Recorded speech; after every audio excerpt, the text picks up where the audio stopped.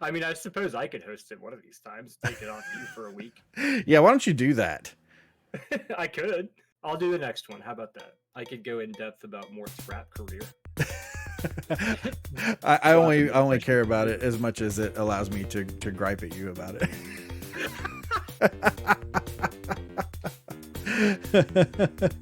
Could I say, man, who knew he had such flow? Right. Oh man.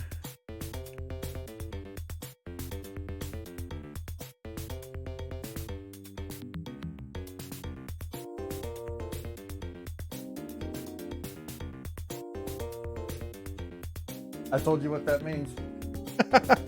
Oh my gosh. Hey, what's up, everybody?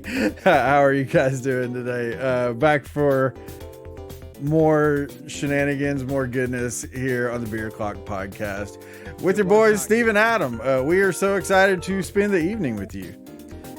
Daniel Clay up in here. What? This Daniel Clay? Why would you One on the find shirt, me right Daniel in front of the invader, you idiots? Clay, are you in here? He's in here. Hey, thanks for stopping by, Daniel. I really appreciate it, man. Oh my gosh. So hey, happy holidays to you. I'm not going to say any more than that because I don't even know how to do that right anymore. I'll just say happy holidays and hope that everyone is as happy with that message and not offended in any way. Happy extra day off that week. Yeah, there you go. Right. So you're repping Daniel Clay. I'm repping Gaming with Grumpy today. I was wearing this shirt today when I successfully completed my Deathless Zelda 2 run. That's right, Congrats people. on that, by the way. Let's go. It happened. The Deathless Zelda 2 run. Hey, what's up, Storm? She was there for it. Fernando, welcome in. It's so weird to call you by your actual name. So, but yeah, I love it. It's a beautiful name. So, everybody, we're glad to Stormy. We're so glad to have you guys today. Beer Clock podcast. It's a time to just. It's what Beer Clock is supposed to all be about. You've had a long day. The day's over. It's done. You just want to sit and chill with a good buddy. Just shoot the poo and enjoy some cold, refreshing beverages. And that's what we're doing here. So for my first beverage is going to be a water. Ooh, you daredevil, you. Right, exactly. We're cranking it up to 11. Little side note about water. The city that I live in Ohio, won the Water Olympics they claim it's the world, but I'm assuming that means like the US. But they won the title for best tasting water. Oh, best tasting water in the country. Wow. Well, that's as if I didn't already have 100 reasons to need to come up and pay you a visit. Right. That sweet water. Right. I mean, they even bottle it. It's crazy. Right. Yeah, you know what that makes me think of, talking about delicious water. When I was a kid, hey, what's up, Steve Kincaid, Jerry Craddock, welcome in here, guys. Crack open a cold one and hang out with us. Okay. When I was a kid, we went to this church camp on the Texas-Oklahoma border at this place called Texoma. Super innovative name, right? Texoma. Right. They're like, it's half Texas, half Oklahoma. Texoma. Yeah. That was a drunken decision right there, it sounds like. So, but anyways, it was hotter than the fires of hell every year that we went there. And it was, I mean, you're out there and you're in the sun all day long, practically dying of heat stroke. And the only water that they had was the camp's water. They didn't have bottled water or anything like that. And it tasted like you were drinking sweat from Satan's gooch. It was the most disgusting water I have ever drank in my life. And it such a vivid description. And I was like, Steve, you're going a little far there. But then the other part of my mind was like, no, that water was terrible. It has scarred you for life. You should, if you drink something and it sticks out that far in your memory, that like, even now, just thinking about it, like it makes me kind of like, like I shiver just a little bit. The most disgusting water I've ever had. So yeah, I didn't know water could be that bad. Nor did I. It's like, how's it even possible? It's supposed to be tasteless. I know, it's like it's a tasteless beverage. If there's any flavor at all, you've already failed. You've already failed, right? It's like, what the heck, man? Which is kind of like the oxymoron of world's best tasting water. Like, what does that mean? This tastes the most like nothing. It's like saying model prisoner or something. Right. Model prisoner. Nice go-to. Right. Oh my gosh. Yeah, but that water. Like even now, it's just like, how did we? But it was all that was there. So like, the water touched you, Steve. It's like, yeah, exactly.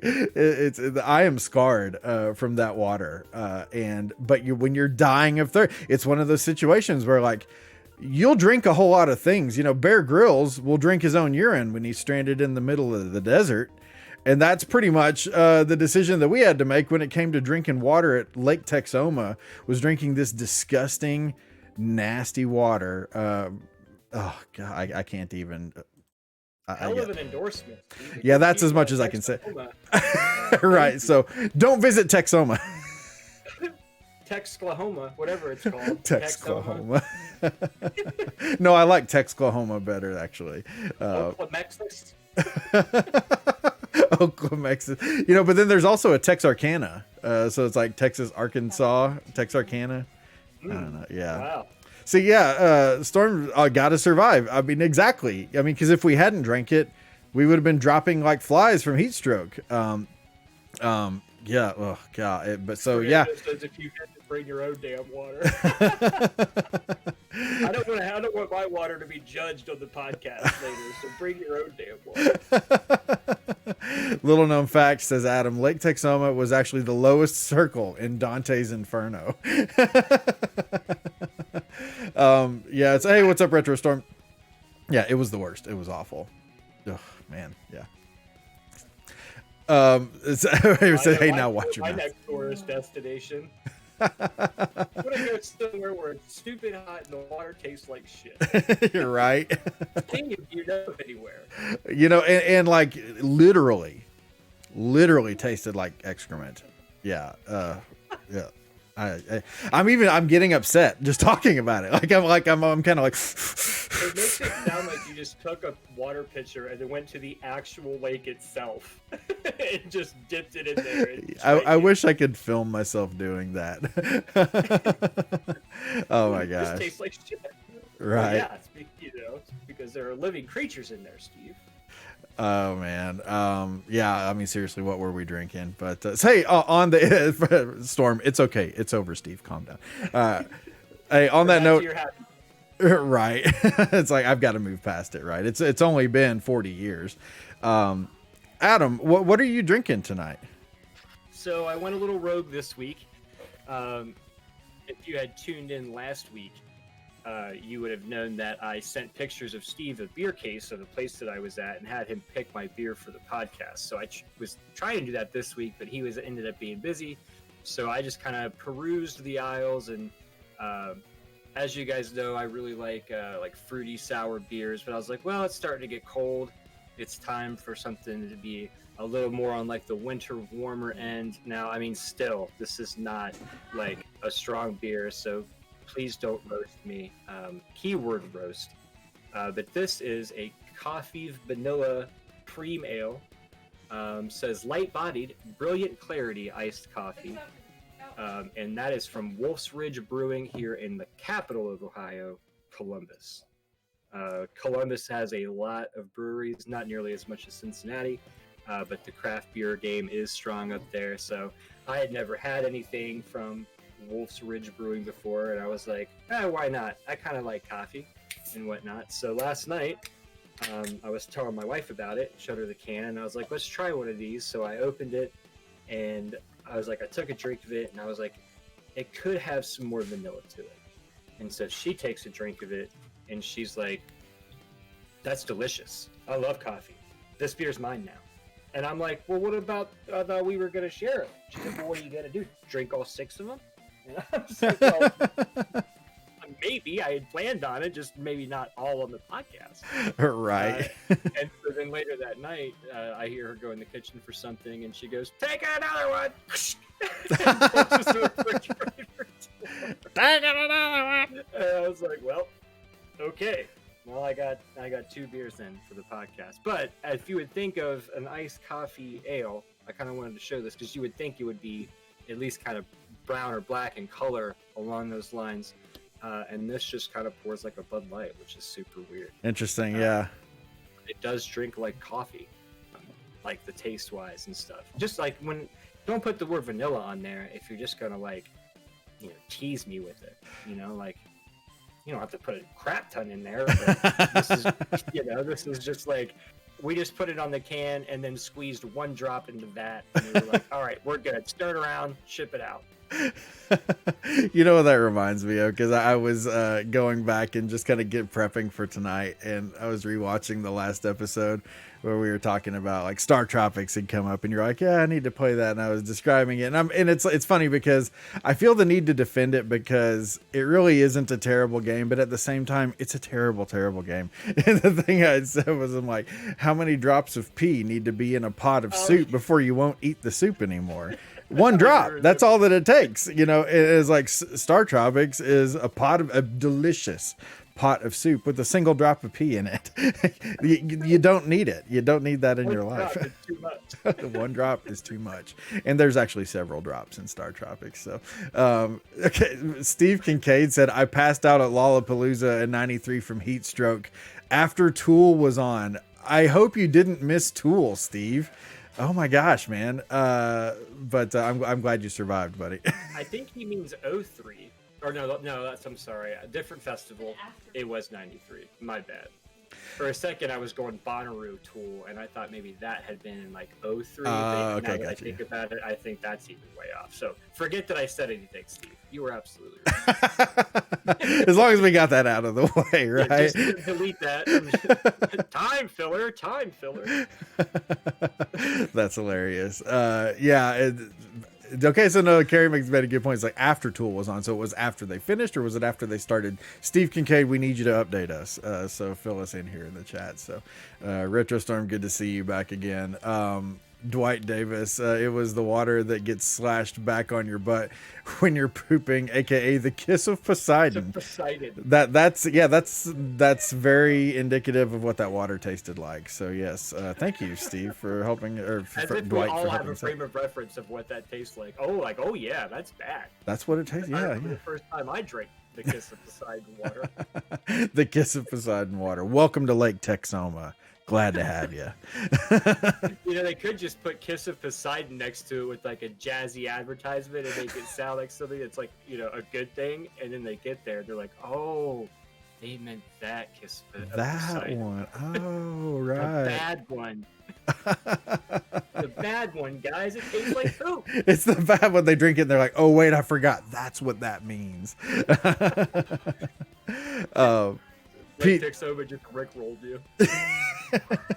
That's the worst. The worst, Jerry. Pete, welcome in, buddy, here. So, all right. Well, that sounds good, Adam.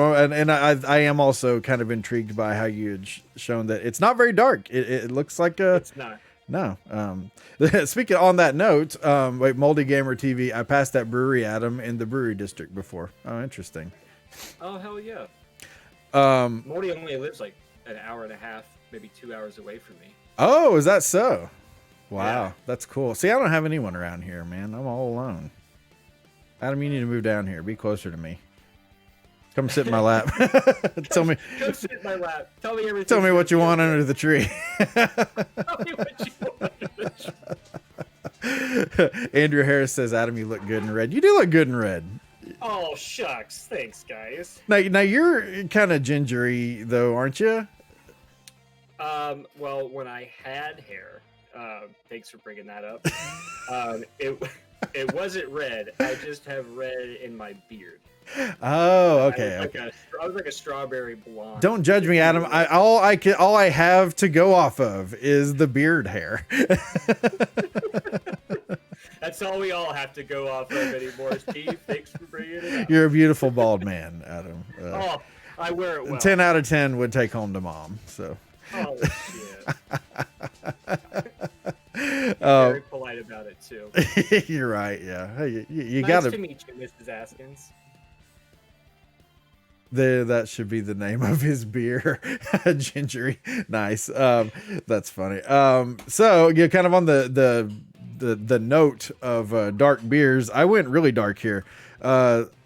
For this one, it's the Guinness Draft Stout, which this is not like, I mean, not to down it or anything like that, but I say that it's not really anything special because it's a Guinness Draft Stout. I mean, it's been around forever, but I like this beer, number one. And number two, I got it because, what does it say? Our legendary Guinness Draft Stout in a collectible can celebrating the famed Guinness campaigns of the 1930s and 50s. So there you go. It's in a nice, precious little can with the toucan on it.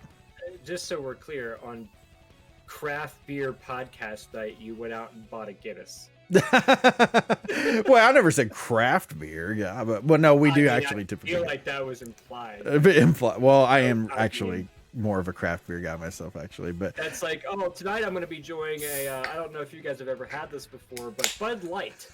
It's from the Anheuser-Busch Brewery Company. extra special Bud Light, right? Look Yeah. how this pours, guys. Look how thin and crappy it is. Yeah, look at this. This may be something that you've never experienced before. Yeah, talk about it like it's this really exotic thing. Speaking of which, we're gonna bring up Old Laundry again from the last episode. I was talking about British Knights on the last episode, and everyone was like, "What the hell are you talking about, Steve? British Knights are stupid, and nobody liked them." I went back and I was like, I think that was just me. "Was that no? Andrew Harris, ATH, okay. You're in here too. ATH was piling on that too. Somebody else was, but I can't remember. So I'm just gonna blame you two right now. But I went back and I googled it, and no, BKs were big, and like 1980s hip hop artists were endorsing them and stuff. And you know what else I thought of is in the old NES game Arch Rivals. You ever play Arch Rivals, Adam? I have. Arch Rivals. Oh, it's a fantastic game. And it's still very fun on the NES, even though it's obviously quite a bit limited compared to what it was in the arcade. But Arch Rivals in the background on the NES version, I don't know about the arcade or not because I haven't played the arcade version in years. But there's a British Knights sign in the background, even made it into that game. So I'm not absolutely crazy. Maybe just Hitting mildly. the big time. Made it into a low budget NES game. Right. You know what? We need to work out a way to play that game together sometime because that game is just a riot. No, definitely be down. Todd Nickirk says, I hope I pronounced your name right, Todd. I know I'm saying Todd correctly, if nothing else. And then he'll reply in a second and be like, actually, it's Chode. There's umlauts over it. But, no. It said, thanks for cheering me up today. Had a rough day.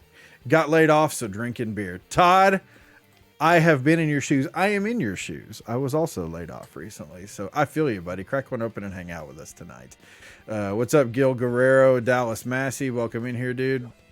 People patting our boy Todd on the back. That's good to hear.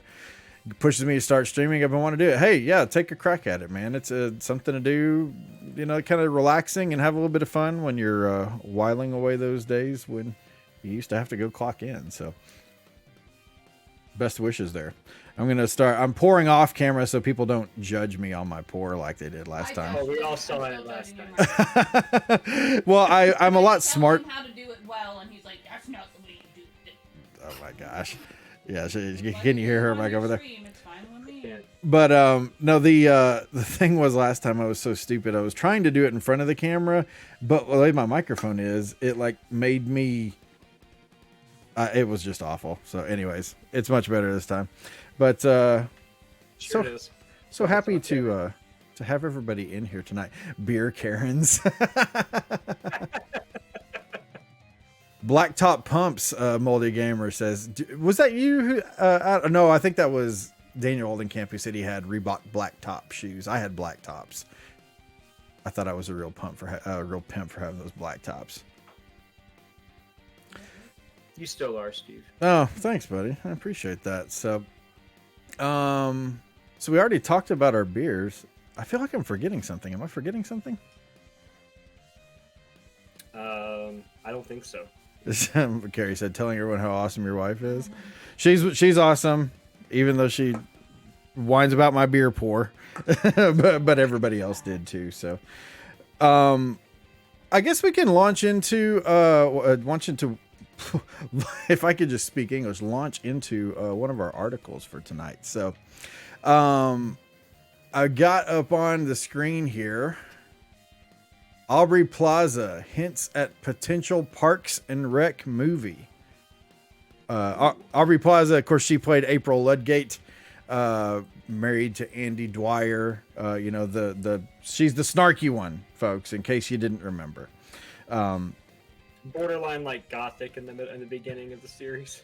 Yeah, she kind of had a little gothy thing going on there for a little bit. Yeah. So yeah, you are remembering correctly. She hints. Love that show. It's a great show. Who was your favorite character? Let's ask you that before we get in here too far.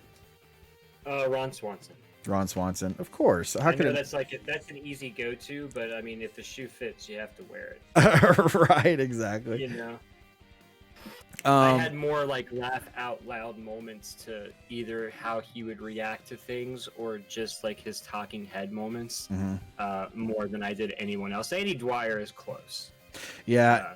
And Andy Dwyer, he only got better as the series went on. I felt like Ron was really strong out of the gate, but Andy got so good the later and later in the series it went. I would agree with that completely. Yep. Very enjoyable show. So hints at potential Parks and Rec movie. Oh, and I'll chime in there as well.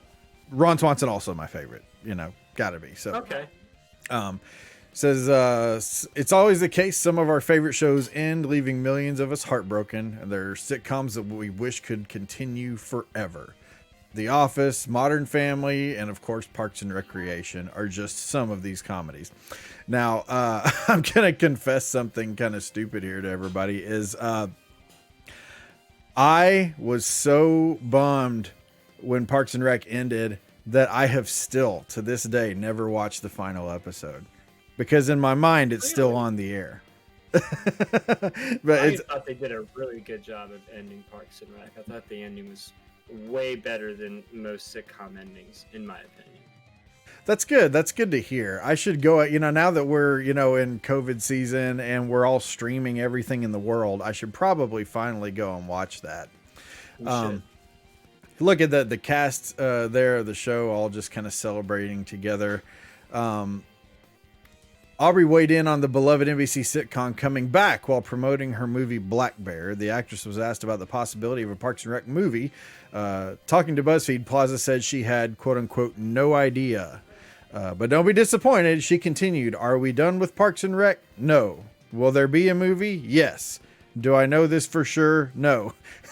So it's great journalism right there. I know. It's like, so part of me was like, well, why is this even an article? But basically it says that there has been talks though of this actually happening. I think she says, quote, "No idea," unquote. It's almost like it make it sound like so professional. In reality, it's like she's walking by like, "Hey, Aubrey, is there going to be a Parks and Rec movie?" "No idea," and just keeps walking. But like the way it sounds, it's like they had a sit down, like intimate conversation, and she was like, "I have no idea." Like I kind of feel like the headline of the article should have just been Aubrey Plaza talk to us. Yeah, that's all. We asked Aubrey Plaza a question, and she said no idea. She said nothing of value, which really is the case of what happened in this article. But the real meat here being that, regardless of what Aubrey said, it has actually been discussed to make a Parks and Rec. Number one, to make a Parks and Rec movie, but then the other thing would be to do a not a reboot, but like almost a revival, like to bring the cast and crew back and do another season or two. Not to. I wouldn't want that. Okay, so that was going to be my question. Is first of all, is that something that you would want? So Adam, you said no. No. Why no? Because it's almost just like making a sequel to a comedy, you know, like you always go back to the material, like the source material that everybody loved beforehand, and then you try to kind of rehash it or like recycle it, but like in a new way, and it never comes out like the first one did, and so it just kind of seems like the magic or the charm about what was original about it in the beginning is no longer there, and it almost kind of just seems like forced or something like that. I mean, there are very, very rare comedy sequel exceptions. Ace Ventura 2 that holds up with as much as the first one does. But there's been like some sequels of legendary comedies like Dumb and Dumber and like Super Troopers and things like that. You watch the second one and you're just like, this just is not as good. Like I would rather had not seen it and then just kept the memory of the original without having to like cut that out, which is what I feel like a revival of Parks and Rec would be. Yes, it's the same people. Yes, it's probably going to have its funny moments or whatever, but will it be as good as the original? Like, I mean, I would probably not. I would say 90% probably not. No, I agree with you there. Did I enjoy the show? Yes. Do I think it should come back? No, I don't. I think, whatever's going to happen, going forward, the show will never be the same. And, because of that, you're very, very likely to just kind of ruin the legacy of what was such a fantastic show, which there has been a lot of buzz online. I'm not at all going to say that there's been talk of it actually happening, because I don't believe there has, number one, and number two, I'm just not certain. So I don't want to be like, oh yeah. And then that's not all the case. But the thing is like a lot of people talk about having an Office revival. Now, Adam and I are both huge fans of The Office, are we not, Adam? Very much so. Very much so. Do I think they should bring back The Office? I 1000% do not think they should bring it back. And at least it's a little bit different for The Office than it is for Parks and Rec. But like The Office, the humor in that show was so edgy, even for back then, a lot of times, without being just straight up like... It wasn't like, when I say edgy, I don't mean like HBO edgy or anything like that, but they took a lot of risks. For local television, it was edgy. Absolutely. Sure. Absolutely. Yeah. And I think Steve Carell himself even said that if they were to have shot the same show now versus when they did, it wouldn't do nearly as well because of some of the topics and stuff and how things are presented in that show. Like people would like get upset about now. Right. Whereas before they wouldn't have. Not like going like we're all snowflakes now or anything like that. I'm not saying that, but I'm just saying it is a different time now than it was back when they filmed that show originally. You know? Right. No, and yeah, so much has changed that I don't know that the comedy. I think people watch it now through the lens of the fact that it was a comedy that came out years and years ago, and that's how the world was then, and it kind of gets a pass as a result. But I don't know that it would that they would be able to get away with the same things that they got away with back then. And I don't think, I think bringing it back would be a huge mistake. To the same token, I also think that bringing back Parks and Rec would be a huge mistake because, again, so much has changed since then. The show is iconic, and it's got so many incredibly devoted fans. And to do that, you're really just setting yourself up to, like I said, everyone is going to judge you against this fantastic thing. And it's not even necessarily that it's fantastic. It's fantastic right here, but it's also fantastic up here because what people have built it up to in their minds in all the years since then. It's like, oh, it was the greatest show ever, blah, blah, blah, blah. Bringing it back. You're going to have to top this, not just the fantasticness that it already was, but the uber built up in people's minds level of fantastic, and I just don't know that you can do that. And that's almost impossible. Yeah. Right?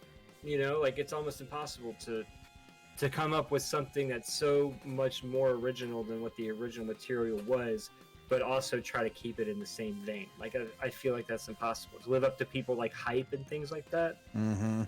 It's almost, you're almost doomed to fail. I feel like Doomed to fail. Perfect way to put that. And Keith says the second Waiting movie sucks, but for a few parts. And that's actually very ironic, because when I was talking about my list of movies that I think the sequel holds up to the original, the second Waiting is one of those movies, in my opinion.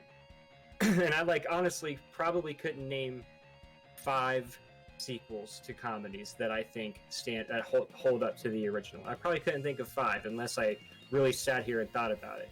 But the second Waiting and Ace Ventura 2 are probably my first go-to. So of all the movies to mention that suck, I just find that to be very ironic. So good job, Keith. Good job, Keith. Okay. Storm said the expectation is to live up to the original, and just not being that great, not bad. But I think that's exactly, really kind of what I feel about it, is just that, like, living up to those expectations, I really honestly don't even know that it's possible. Daniel Crazy Clay says, after watching The Office, Parks and Rec was just annoying for us. I don't know. We never really got into it. That kind of, I'm going to put a pin in that, Daniel. I want to come back to that comment because I want to agree with you a little bit. But we're going to read a couple more comments here. Like when Bart Simpson said, "Who the hell are you?" back in the day. Oh man, that was huge. Man, remember how people lost their minds when The Simpsons, it's like, oh man, it's a cartoon that's cursing. What in the heck? It was just crazy. Yeah. Storm, I prefer to keep the memory than watch it fall in a reboot. Yeah, great way to put it.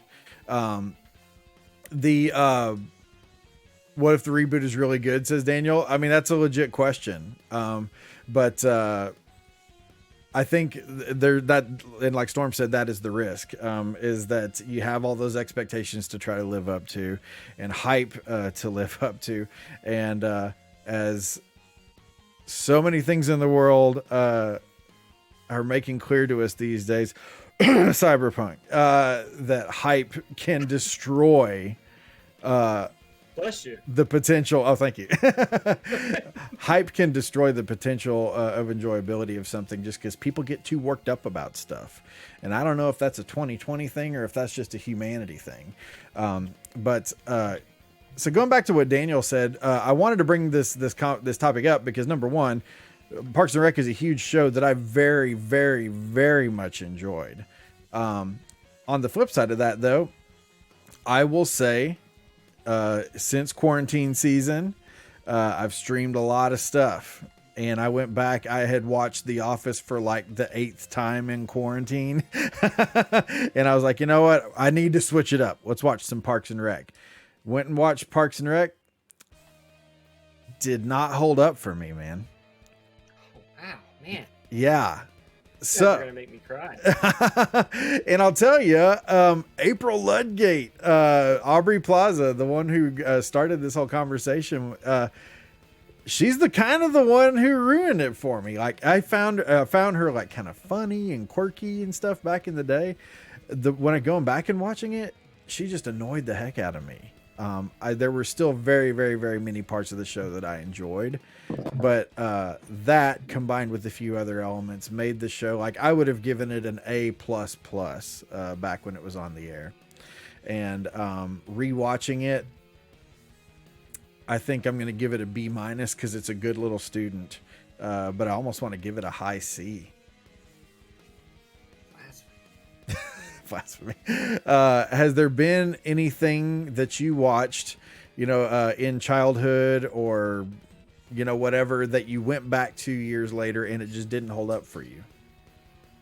And let's chat chime in on this as well. Okay, so it wasn't like a 2-year span. It was probably more of a 20-year span. But growing up as a kid, I loved the Teenage Mutant Ninja Turtles cartoon, as did we all in our generation. Or, I feel like it was part of your Saturday morning routine, and even Monday through Thursday. I think it came on like at 4 or 5 o'clock or something. Anyway, used to watch it all the time and loved it as a kid. So I'm like going through my grocery store one day, and there's had a bargain bin of DVDs, so there was like season after season of the TMNT cartoon for like $5 a piece, Ooh. and I was like, honey, get the card over here. We have hit a gold mine. You know, so I'm just like, I'm throwing them in. I'm like, I'm so pumped for this. I cannot wait. And I came home and I put it in, and I'm like, okay, that was really stupid and cheesy, but it's okay. We're here for nostalgia. Okay, that joke was really bad. All right, but we're still here. We had great memories. Oh my God, the animation errors in this show are terrible. And so then by like episode 4, I was like, how did I even enjoy this as a child? This is like a series of dad jokes, and half the time the bandanas are the wrong color, and you know, it's like, it doesn't make any sense. It's just a terrible cartoon. It's just a terrible cartoon. Come in with your best part. Your best partner. Oh my God. Yeah. Yeah, so needless to say, I don't even know if I still have them, and I could care less. Wow, man. I wish I would have not watched it again, because now I can't say, oh, the TMNT cartoon was awesome growing up. Now I got to put asterisk, it sucks now. Kind Yeah. of thing with it. Throw that asterisk on there, right? Yeah. No, I hear you, man. And there's actually, let's see here. Mario Brothers Super Show. Super Mario Brothers Super Show. I wish it was good, says Richard Ferguson. That was one of the ones that I thought of as well when you'd mentioned this. Is the Super Mario Brothers Super Show. I loved it as a kid. Never saw it. Oh wow, man! You should watch it now, if anything else, just to understand what it was. But it is awful. The acting is terrible. The scripts, all that is just beyond ridiculous. Excuse me. The cartoons, same kind of deal. Like there's lots of like animation errors and stuff where you're like, oh my God, wow, this stuff got to pass. You know, somebody signed off on this and said, oh yeah, for sure, this is great. Put this out into the world. Yeah, and then like the actors are reading the script and they're like, are you serious? You want me to say what? Hey, Mr. Like, G whatever, mentions I gotta He-Man get and paid. oh, sorry, what was that?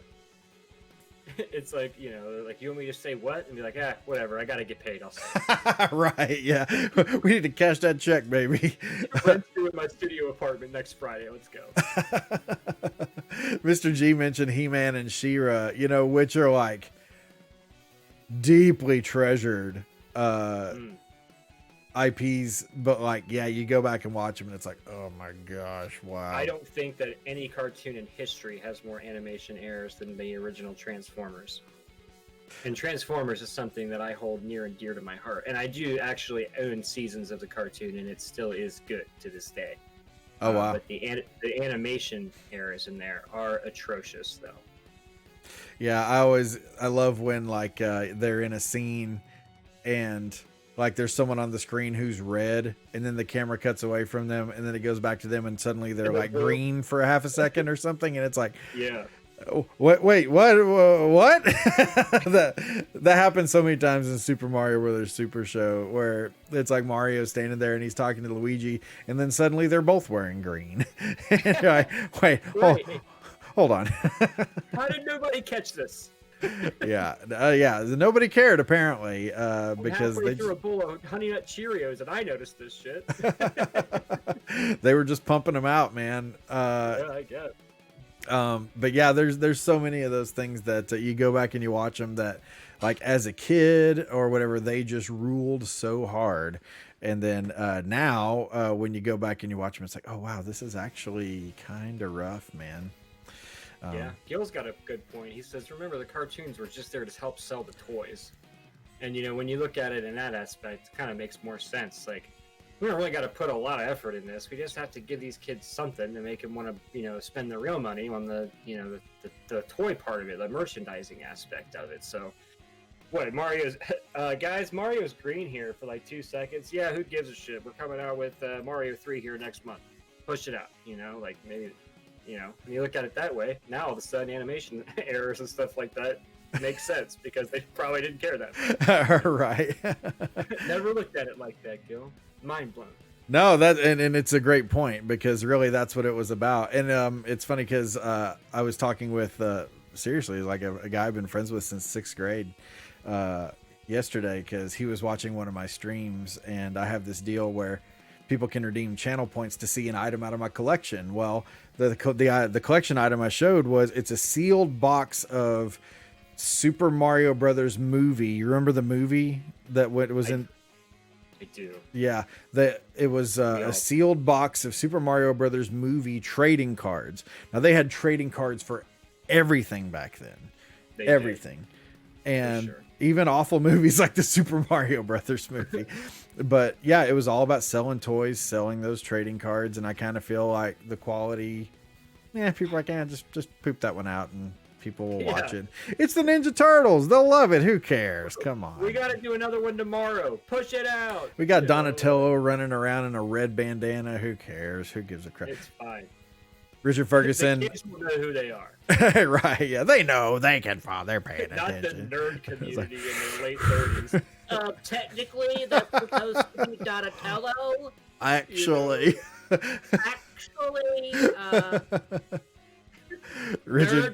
Richard Ferguson said the 90s Tom Green show. I must be old because now it's idiocy. Right. Yeah, I remember things like that where it's like, oh, this is the height of comedy. And then you watch it and you're like, wow, this actually isn't this that. Is horrible. You know what happened recently with me with that was the movie The Other Guys with Will Ferrell and Mark Wahlberg. I loved that movie years ago. I do too. And I went back and watched it recently. And I'm like, man, this really isn't doing it for me. Like, it has some really funny moments. You're ruining my life right now. It has some great moments, but again, it just does not hold up. It does not hold up. He could go all the way at not holding up.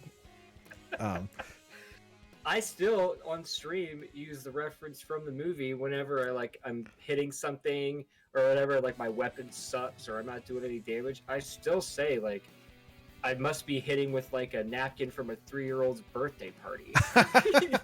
And he says something to the effect in that movie where he's like your farts are like a 3-year-old blowing out his candle. Right. Like that whole scene with that whole thing with the lions and where he's like the lions and the seals, you know, he's like, right, yeah. You know, and we're a series of breathing apparatus with kelp. Guess what? We just tasted lion and we love it. You know? We win that battle. We win that battle 9 times out of 10. 9 times out of 10. Like, I mean, that whole scene is just absolutely hysterical. And you're saying that doesn't do it for you, Steve? That for shame. As a whole, there are still very, very funny moments in that movie. And very, very many redeeming qualities. But no, as a whole, it doesn't do it for me. But I'll tell you, that movie gets extra bonus points in my mind because it has that fight scene at the end where they play Icky Thump by the White Stripes. And good Lord, every fight scene in every movie should have a White Stripes song as the backing song, in my opinion. So, yeah, I thought that was pretty awesome. So, Moldy Gamer says Pineapple Express used to be really funny to me. Now I'm just like, is this really funny or was the flour just that good? I still love Pineapple Express and I've watched it recently even. So to me, I still dig it. Yeah, people are like really judging my taste tonight. Keith is like, WTF, Steve. Adam, we're just throwing around strong opinions about sacred things today. Let's get controversial tonight. Tonight's the night that Turtles cartoon sucks. You know, screw Transformers. No second season of Parks and Rec. Boycott. Hey, what's up, Willie Will? Welcome in, buddy. The show on Netflix called The Toys That Made Us is an amazing show. Throwing back to our youth, says Keith, and Storm had mentioned that earlier. Yes, the toys that made us and the movies that made us are really great. If you guys haven't watched those, you need to watch them. Yeah, the toys that made us and the movies that made us. So yeah, Keith and Storm definitely give their endorsement. I give it myself as well. Really, really good if you're into that stuff. Again, I think Pineapple Express. I think the first half of that movie is fantastic. The second half, not so much. So you don't like it so much when it gets into like all the battles and stuff like that. Yeah, like I mean, to me, it kind of just loses the stupid comedy vibe. Like now, all of a sudden, we're doing a half-ass action movie. You know, like as like Super Troopers. First half of Super Troopers, absolute gold. Second half, terrible. You know what's that reminds me of? When I was a kid, one of my best friends at the time, let's tell from the beginning. One time I go over to his house and he's like, "Hey, you want to watch Home Alone?" And obviously I was like, "Heck yes, I want to watch Home Alone. Who doesn't want to watch Home Alone?" Well, so we go to watch Home Alone and he doesn't turn on Home Alone. He pops the tape in and it's just the part at the end where Kevin McAllister is pranking the burglars. Great part of the movie, but you can't just watch that part. You got to watch all the stuff that leads up to that. I never understood that, but that was something that he did, and just all he wanted to watch was the end part. And I remember watching it with him, and he's like laughing like a crazy person, and I'm like internally like pretentious Steve is like, I have no context. I need context to appreciate this man falling down the stairs. I mean, because the context is so rich and thick in the Home Alone franchise. It's a tapestry. It is. By the way, actually, Adam, what is your tapestry you have back there? Someone asked about that earlier, and we did never comment on it. Oh, it's the map of Middle Earth from the J.R.R. Tolkien universe. So there you go. Nerd. Nerd alert! I wish I had a nerd alert soundbite thing that I could use right now, but you need to get one. All right. All right. Hey, Moldy. I think Moldy was still in the chat. If he still is, I hope so. I just want to give a huge shout out to him. I reached out to him for some graphics for my monthly supporter stickers and T-shirts and stuff like that. And all I really had at the time was some ideas like I had just had in my brain. And he was willing to work with me, and he was very patient for about a month and a half, just kind of going back and forth and getting the designs out right. And he was super cool about it the whole time, and very really good at what he does as well. That's awesome. So I'm actually we have already got it finalized. I've got stuff going out, coming. It's all very exciting, and I have him to thank for that. And just an overall good dude. And a great streamer as well, and can't thank him enough for all your help on the holiday swag, brother. So thank you very much. That's awesome, man. We're I hope he's around for that, and if not, we'll have to clip that and send it to him. So big ups to Moldy Gamer. That's pretty cool. Yeah, very. Back on the topic of Home Alone, it's so funny that came up organically, even like we didn't even plan that. So yeah, pat ourselves on the back here. Right. 100%. Home Alone director calls Ryan Reynolds reboot an insult to the art of cinema. Home Alone is not The Godfather, but you have to treat it with that kind of respect. So again, do you though? Do you? Do you? Should you? Would you? I mean, we are talking about the same movie, right? I mean, it's a classic, I suppose, but it's about a little kid pranking burglars. Like, you're gonna put that like we have to treat it with the same level as The Godfather? Really? I would like to hear what the chat's opinions on this are. We got a few people flexing followage in here. Adam Schmidt, 624 days.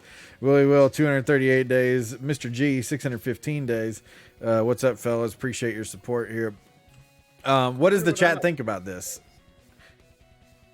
Home Alone, it says, Home Alone is not The Godfather, but you should treat it with that kind of respect. Is a Home Alone reboot a good idea? I have a fart noise on my sound deck, and I wish I could play it. Here, you reach over like you're pushing a button, and I'll just make the sound in the microphone. Here, do it again. I'll do a different sound. Perfect.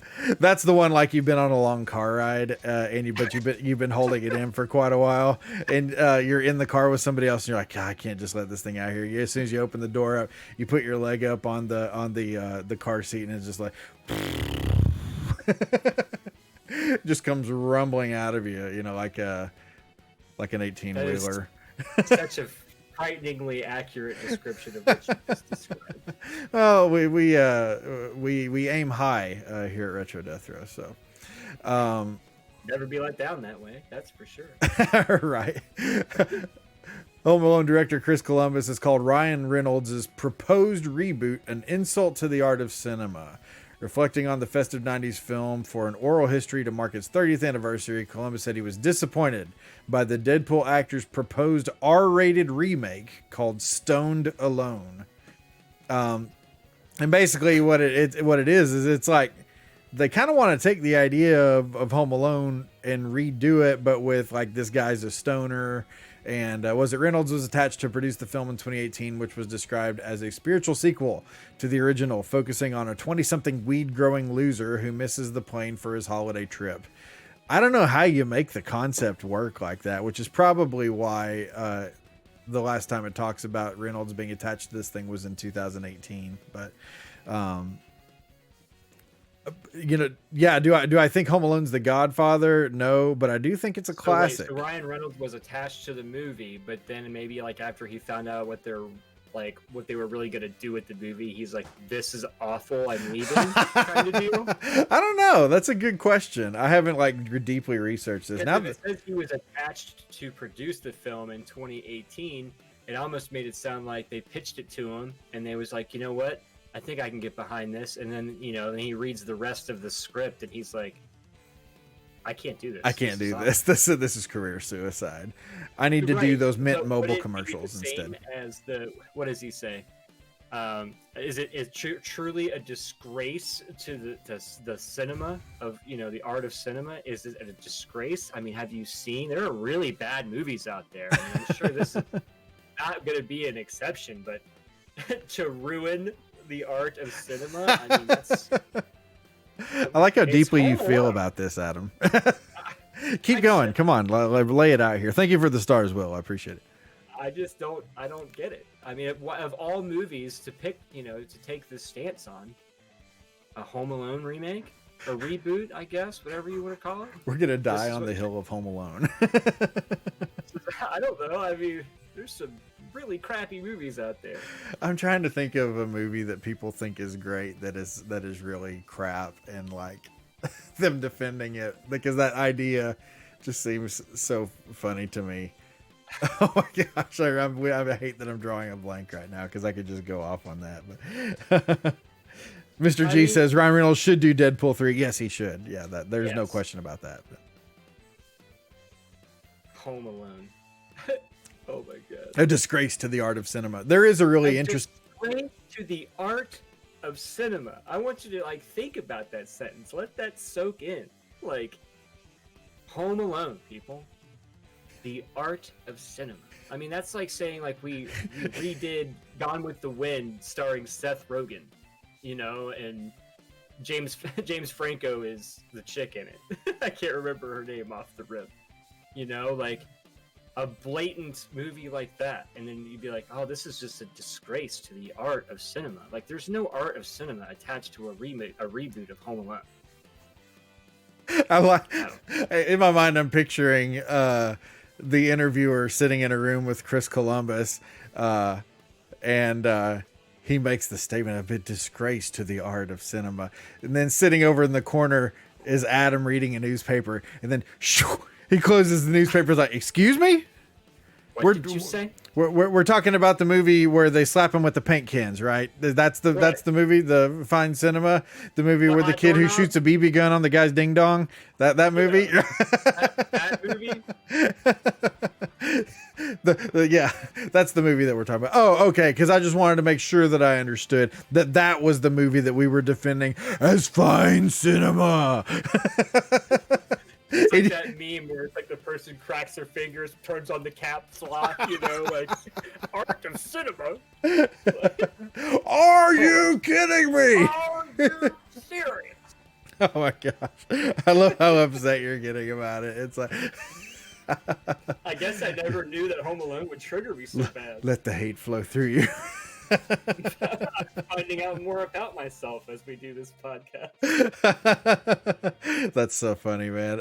Yeah, it's I do think that statement is a very strong statement.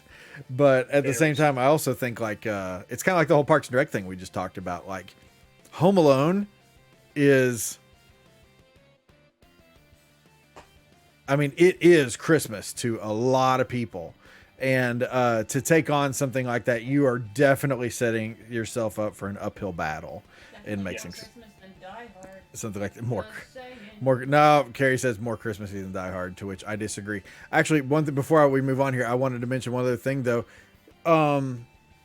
There has been no update on Reynolds Stoned Alone since 2018, but Disney Plus has since made a remake starring Rob Delaney, Ellie Kemper, and Archie Yates, who starred in Jojo Rabbit, taking over the role originally held by Macaulay Culkin.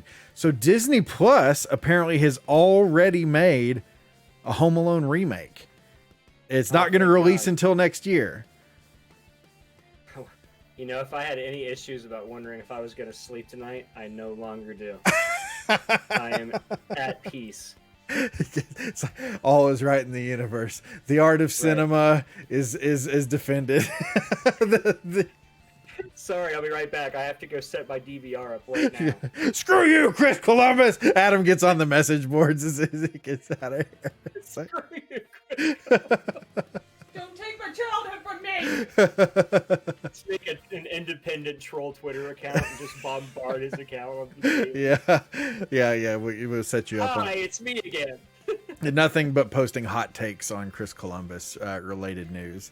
So hot takes.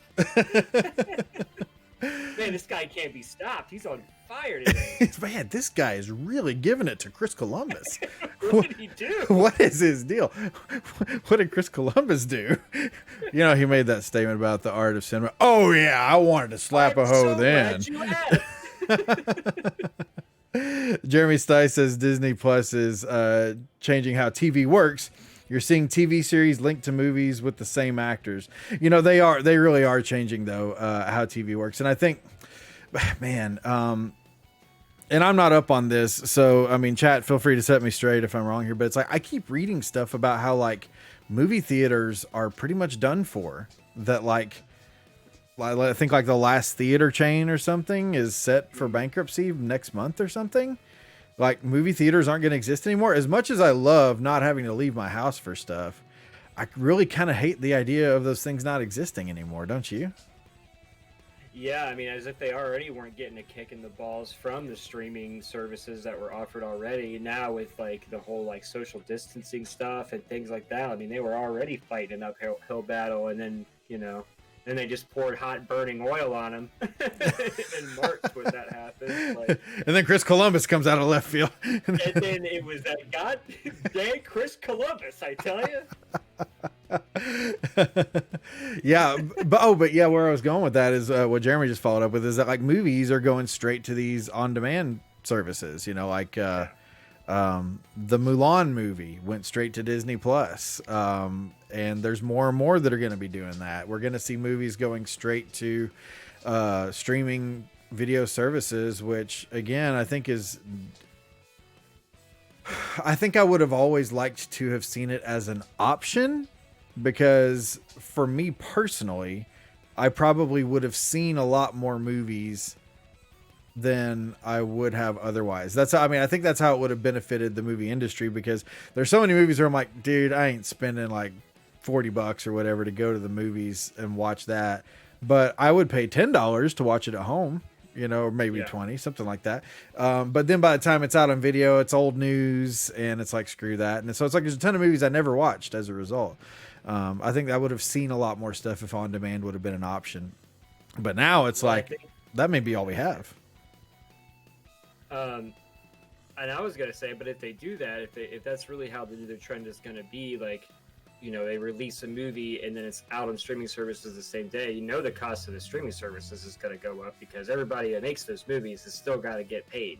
Yeah. And if they're not getting it from the theater revenue, they're going to get it from the big providers, and then the big providers are in turn are going to be like, well, now your bill's $30 a month, or whatever. Exactly. But the argument remains, though, you're going to take your family of 5 out to a movie theater, you're going to spend $70 to go see one movie. If you spend for $50 a month stay on Netflix, is that really that much worse if you could just watch anything the day it came out right from your couch? I mean, I think it would be hard to get upset at a price increase, if you take into account what a night out entails. I mean, that's essentially what you're already doing. I mean, now if they start getting absurd, where it's like, I mean, $50 might be absurd, but then I can see that. But I mean, as it is right now, how many people do you know have every streaming service possible because they're only $10 a month? Right, yeah. So collectively, they're spending $50 a month. You know what I mean? And all of that. So I guess if Netflix was like, all right, now our service is going to be $50, but you get all of these different studios, all of the movies that they come out with, would that upset you? I don't know if it would upset me. Yeah, and you make a good point, because that's totally where my head was at with it as well. And I was reading it. I wish I would have bookmarked this article. I don't know why I didn't, but they were talking about just that concept, is that a lot of new media is now going to be coming from places like HBO and Netflix and Peacock and whoever the heck else, and the cost of that is going to come to us, so yeah, for sure. And who knows how much that cost is going to be necessarily, because this is totally new territory, but right. The cost is going to come to us. And what does that mean to our monthly output that we're going to have to pay? What's up, RJ? Welcome in, buddy. What is that going to do to the cost that we have to pay to consume these services? But also, what is it going to do to the a variety of options that we have for new media, new movies, new TV shows, or whatever, if they're just going straight to streaming services? Because then it's all going to be through them, and we're going to be paying for it. And unless, again, if they start rolling ads into stuff like Netflix, then you're talking about paying for the service and watching ads just so you can get the same entertainment you've always had. I don't know if people are going to be too happy about that. I mean, they might not be happy about it, but unfortunately, like anything else, they'll just bitch about it and put up with it. Right. Yeah. I mean... Which Daniel Clay made a good comment on that note. He says they only get away with what we allow them to, and that's the thing, is that if people just kind of roll over and take it, it'll happen, and that'll be life at that point. But if people just say, no, we're not going to do that, and everyone starts canceling Netflix or whatever. Yeah. Art Miller makes a good comment here. Welcome back to cable TV. Exactly. That's what we have, is we're back on cable again. If but movies are only on cord, right? Remember we all cut the cord? Supposedly. And it's funny because the whole thing is that forever everyone was like, I only want to pay for the things that I want, but cable makes me buy these packages. Well, now that we're discovering that being able to just pay for the things you want, it makes you pay just as much as you did to have to pay for the package, because it's like, oh, they weren't just a bunch of, well, they are greedy bastards, but they weren't just a bunch of greedy bastards. They had to pay the bills, and they were providing that service for that much money. And it's like, yeah, you might not be paying $60 a month for something, but you're paying $10 to Disney and $10 to Netflix and $10 to Hulu and whatever else. Yeah. Definitely a got you moment. Right. And then all of a sudden, the old cable companies are like, see, we told you. We told you. Oh, my gosh. So, wow, we really went far on that topic. That's crazy.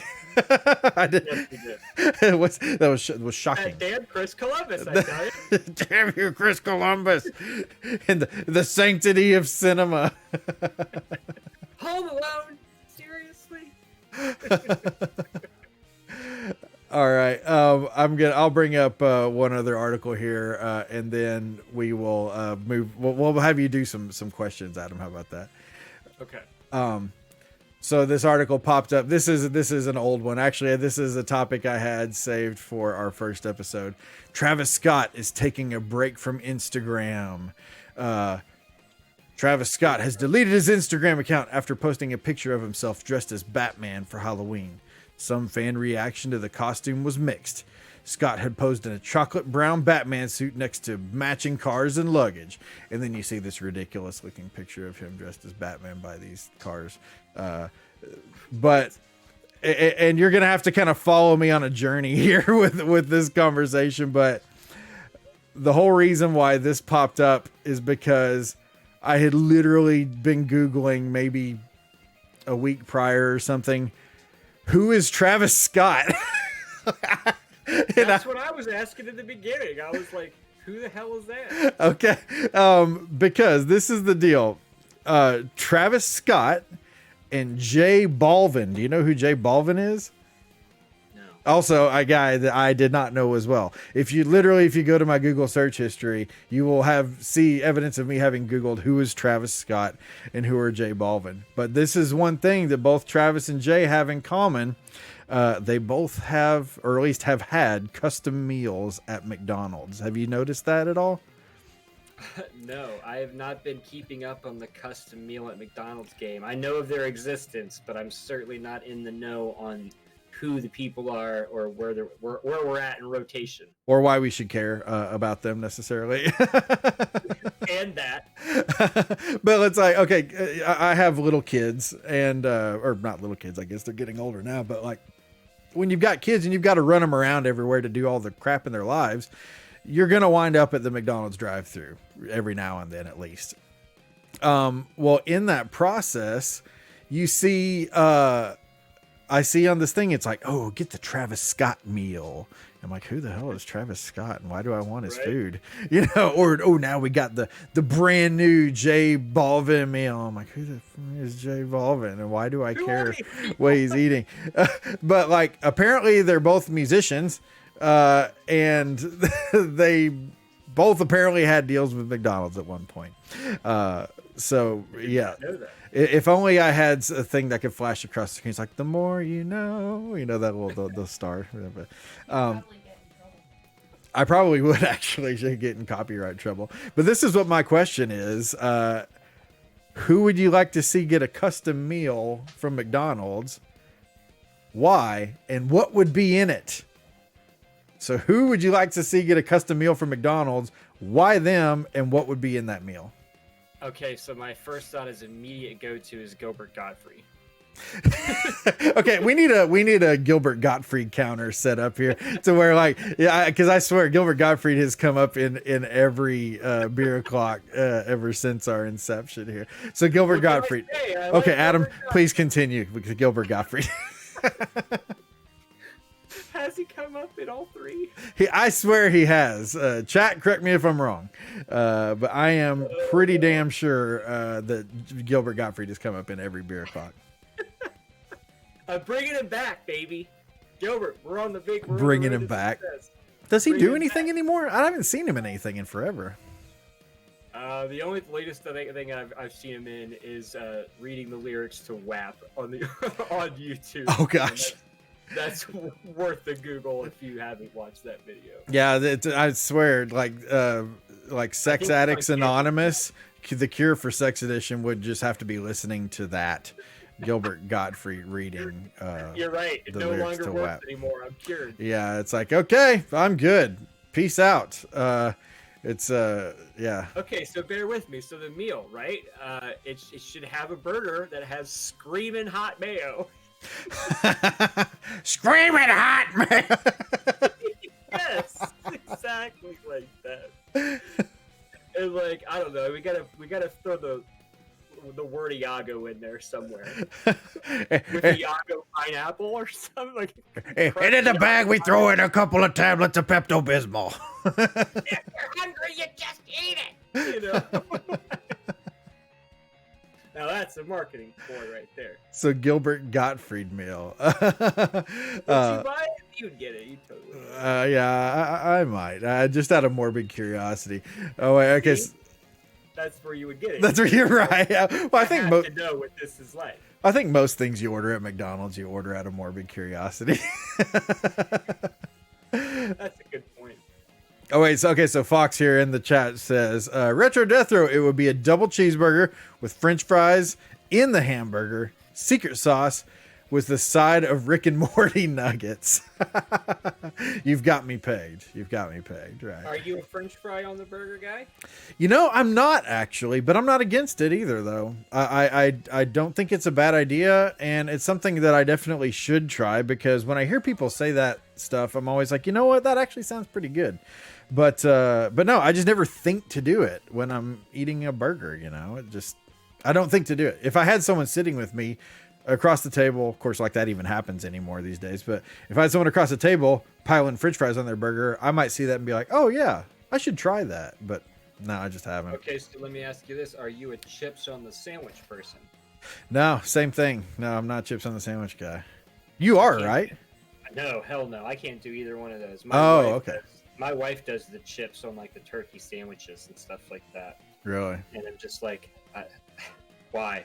Why are you doing that? But I'll tell you what, going back to Taco Bell, which we talked about in our last podcast, I like it when they stick the tortilla strips, the crunchy tortilla strips in there. Oh, and the grilled cheese?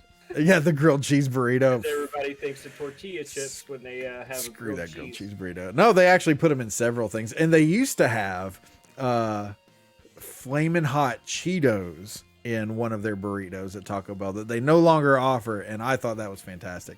Because number one, the Cheetos get soggy though with all the heat. If you don't eat it quickly, yes, but if you eat it like right when you get it, then yeah, it's crunchy and it's delicious. Oh my gosh! Surprised you didn't give me a soggy French fry jab. I could have, but I'm trying to go easy on you. You're slipping. Well, you know, it's old age. So Gilbert Gottfried, would there be anything special in the burger, or is it just they serve it to you with an indignant attitude and scream at you through the horn when you're ordering? Scream at you the whole time. Anything else? You know, like, I don't know. Who would you pick? See, I think that there should be a Gary Busey meal at McDonald's, and all it would be is just Xanax fries. It would just be a big sack full of mayonnaise. Not even a wrapper. Like, but I mean, like comedically filled with mayonnaise. Like they go to pass you the bag, and like they can't even like fold the top over.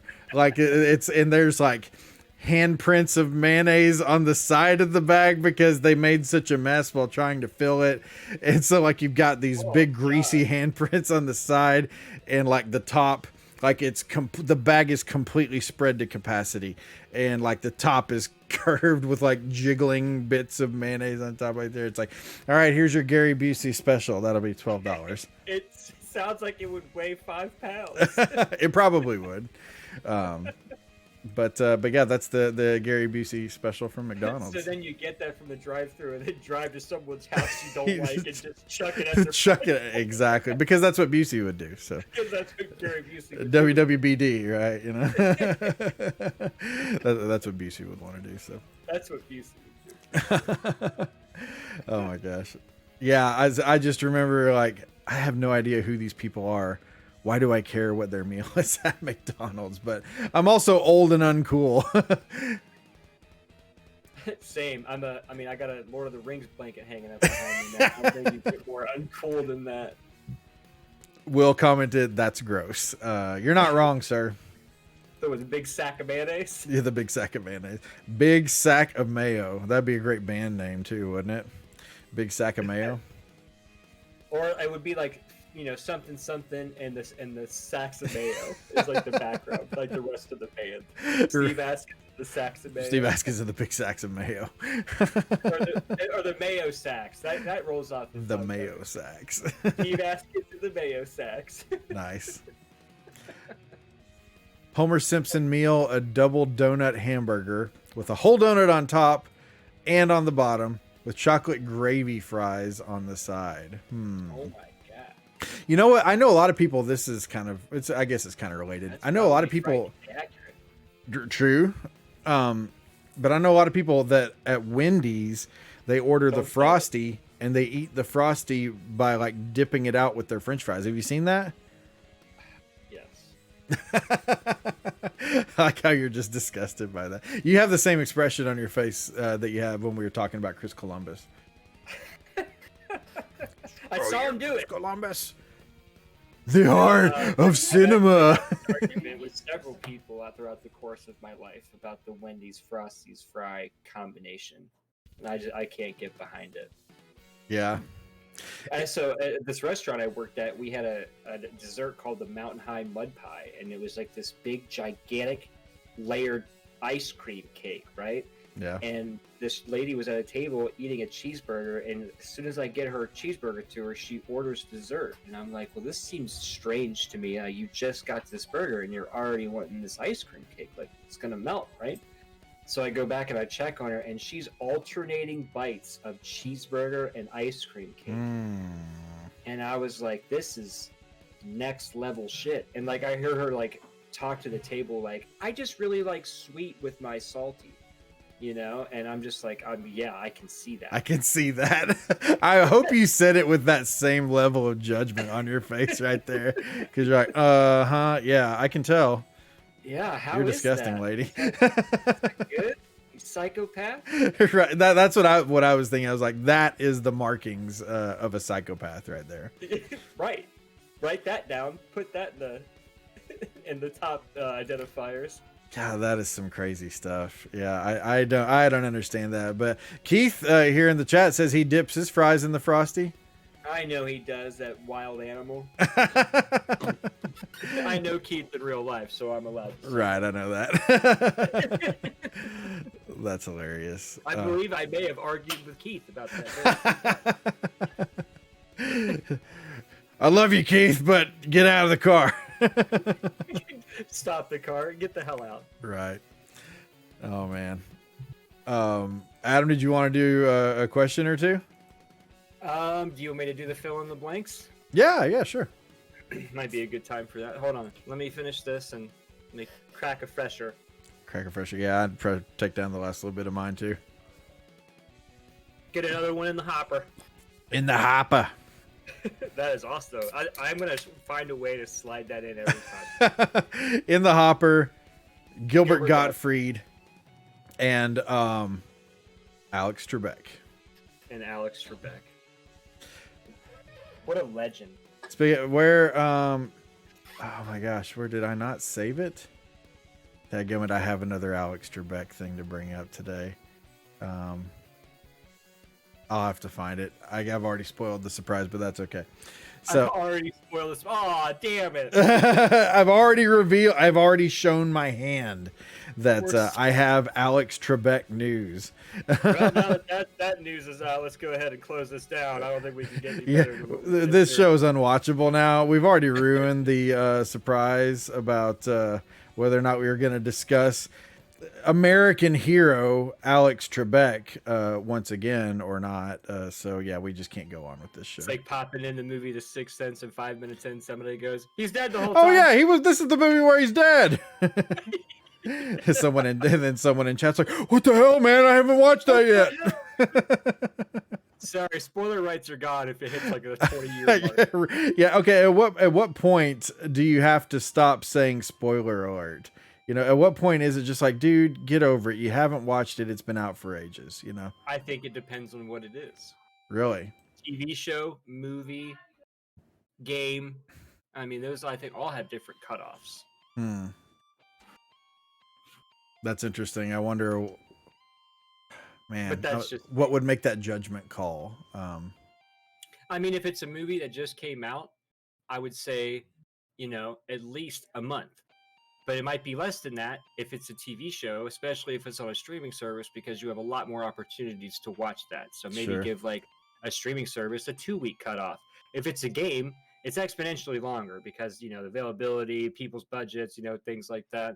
You don't just go like just give away like the spoiler of like a great game that just came out, right away. I mean, I feel like they all have different times. Maybe I'm just weird. I don't know. I mean, that's always a possibility too.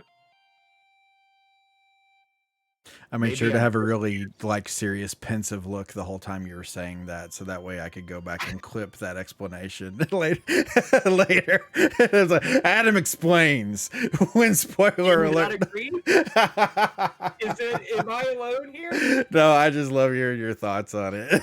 But no, I think I agree though. Like you said, especially with games and stuff, it's like you Am know I like the ranter of this podcast? you are tonight, and I'm loving it, man. I'm here for it. I'm all about that. It's I feel like I'm rolling myself into the person that just bitches the whole time. Adam's feeling spicy this evening. Yeah, like I said, but I am 100% in for it. So yeah, It's the coffee beer. It's what's doing it. It's coffee beer and that damn Christopher Columbus. damn Chris Columbus. He's the villain of the show here. We need to make something for Chris Columbus. Laughing at me. Well, your rant gave me enough time to pull up this article, so we'll look at this real quick because this only takes a second. Okay. Rosie Perez, who was Woody Harrelson. I almost said Woody Harrelson's love interest in the movie White Men Can't Jump. Did you ever see White Men Can't Jump? I did. Yeah, great You movie. can spoil it for me. I can spoil it for you. Oh, thank God, because I was totally planning on it. In an interview here there's this new show that she's in on HBO called The Flight Attendant. She tells the story of when she met Alex Trebek. If you've watched White Men Can't Jump, which you have, those of you in chat maybe haven't, but there's a scene in the movie where she gets onto the show Jeopardy. I do remember. It says, during this one-on-one phone interview with Collider, actress Rosie Perez talked about how Kaylee Cuoco convinced her to sign on for... Oh, wait, am I starting too soon here? Yeah, I am starting too soon here. Sorry. Let's scroll on down here. I thought I had the right part, but I'm wrong. Boy, I'm really screwing this section big time, aren't I? It's okay. I can go back to complaining about something. Give me a. Hey, another topic. tell us about Chris Columbus again, Adam. The art of cinema. The art of cinema. Here we go. All of a sudden, our viewer numbers are going way down. Yeah, it's like there's now 2 people in chat. And one of them's me. Yeah, I've got it up on my phone here. So, It's just us. and again, for those of you who are just joining us after everyone else just left, we're talking about Alex Trebek because we love him, and you should too. But You should too. the question here was, you got the opportunity to work with Alex Trebek in White Men Can't Jump. What do you remember about filming that scene with him? What are your favorite memories of the time you spent? Rosie Perez, I was so super nervous because I watched Jeopardy all the time and spin over into Wheel of Fortune, no pun intended. Oh, how delicious. So I was very, very nervous and very intimidated and excited to meet Alex. We didn't say hello before we started filming. We just lined up the shots and I stood behind the podium, and then out comes Alex Trebek. If you really watch it, my eyes are beaming out of my freaking head. I was like, oh my God, I can't believe this. That's what made me mess up. She makes a mistake on the show. If you watch this movie. Rosie Perez impression? Yeah, pretty much. I'm trying to, but also not wanting to be offensive at the same time. I just wanted to be clear. My speech impediment started to come to the surface because I was so nervous, and I was using the nervousness in the character with Gloria. Otherwise, I would have had a panic attack. I said Mount Suvius, which is now infamous, and I remember that my heart just sunk. Thought I was going to vomit. I really did. And Alex Trebek on cue ad-libbed, that's incorrect. But let's check with the judges. We will accept that answer. You will accept that answer. They basically said cut, and then said that they were totally going to keep it in the movie. Then Mr. Trebek comes up and goes, darling, it was a pleasure to meet you. I wish you the best in your career. You're a very funny young lady. And I said, oh my gosh, can I give you a hug? And this is the American treasure that was Alex Trebek. He goes, well, I was going to ask you the same, but I'm a gentleman. Oh, man. And I just bear hugged him. I was like, you don't know. I can't wait to tell my aunt and nephew that I met you. Oh my God. Everyone was laughing at me. They thought I was being silly, but I was being genuine, and he knew it. He smiled at me in such a sweet way. He was such a well-mannered, sweet man. We stood and talked for a bit, and then he went off on his way, and we were done. It was surreal. So that was the tale of Alex Trebek being the ultimate gentleman. What a legend, dude. What a But legend. he is not afraid to chase after you in his underwear, though. That's right. Yeah, going Winnie the Pooh style. Don't piss off Alex Trebek. No, you don't don't- mistake his kindness for weakness. Is the lesson here. Yeah, you don't F with Alex Trebek, man. That guy goes hard in the paint. He should be a character in Smash Brothers. Right. Alex Trebek for Smash. We need to start that too. Would you get behind that? I would get behind. Hashtag Trebek for Smash. I will tweet that every day if you I have imagine to. his taunt move? Like, that is incorrect.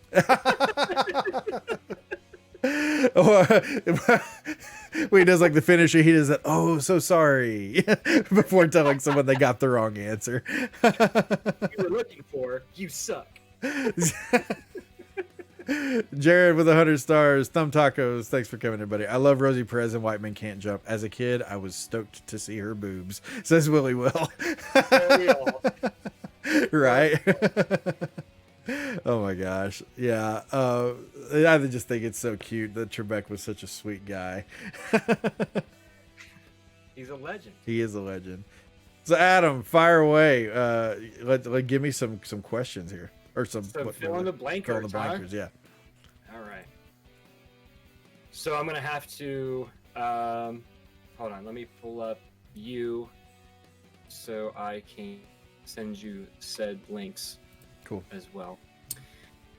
So the first one is this martial art technique called Iron Crotch uses this to smash into a man's most sensitive area. Ooh. Is it A, one's own fist, B, a steel-capped swinging log, C, masonry bricks, or D, large bamboo rods? Oh my gosh. I did really good on these this week, by the way. Fist? The answer, well, I did. I forgot the buzzer. Yeah, well, come on, man. I say that I do the. This is buzzer a serious with show, an Adam. This is top notch entertainment. asterisk. We I have do to the do. buzzer with an asterisk because while you're not correct, we were looking for steel-capped swinging log. By the way, if you can effing that. But there are videos of people doing it with their own fist, and so. Oh God, I just copied over the YouTube link. Shit. Anyway, so the gist of this is there's this kung fu martial art form, and it's not just iron crotch. There's I think there's iron back, iron throat, all kinds of stuff. But the whole basis behind it is that you're using breathing techniques as a way to circumvent the immense pain and things that you are feeling, so it doesn't affect you. So the whole point of this article is that it's kind of dying out, if you can believe that. Shocker. Yeah. It says there were 200 people regularly practicing in the village that this is centered in. It's in, I don't know how to say it, and I don't want to sound like an idiot, but it's, there's 200 people in it, or 200 people practicing it, and now there's just over barely 20. And as far if you narrow it down, that's just for the breathing technique, getting over the pain stuff. If you narrow it down to just iron crotch, however, it dropped from around 80 to just 5. So there's 5 people in this village. So they started reaching out on social media, trying to get other people to have people punch them in the crotch. That's the way that I took it, because they're trying to spread this way of thinking and this kung fu practice out via social media. And when you see this gigantic thing, I have to pull up this YouTube video because I was like, this article is lame because it doesn't have a video of it. But I don't know if maybe they just couldn't post it for whatever reason, since it's HuffPost. I don't know. But here's the video. I just found it super easy. Hold on. I got to get past the ad. But you watch this, and you're just like, I don't care what you say. There's no breathing way on earth that I'm getting away with this. Yeah. If you can only really watch it for a couple seconds anyway. It's the way that I looked at it. But I just sent it to you. Okay, cool. So anyway, I'm trying to see what the breathing technique is called. It says mastery of which is gained by taking hits to the body's weakest points while using. It's QIGONG. I don't know how to do this. Okay, all right. Because when you were like, I don't want to sound like an idiot here, I mentally was like, okay, rewind to Chris Columbus rant.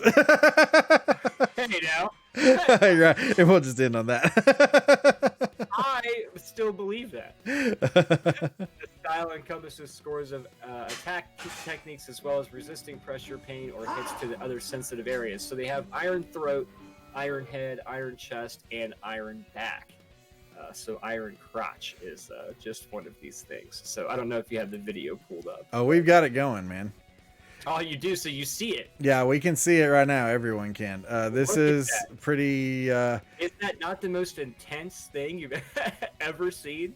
You know what makes me think is that like this is a country where they're only allowed to have like one child or two children or something, and someone's like, oh man, what are we gonna do to make sure we don't have too many children? And someone's like, we can hit each other in the crotch with a huge wooden beam with steel on the end of it. Steel on the end of it, I think I'll take care of it.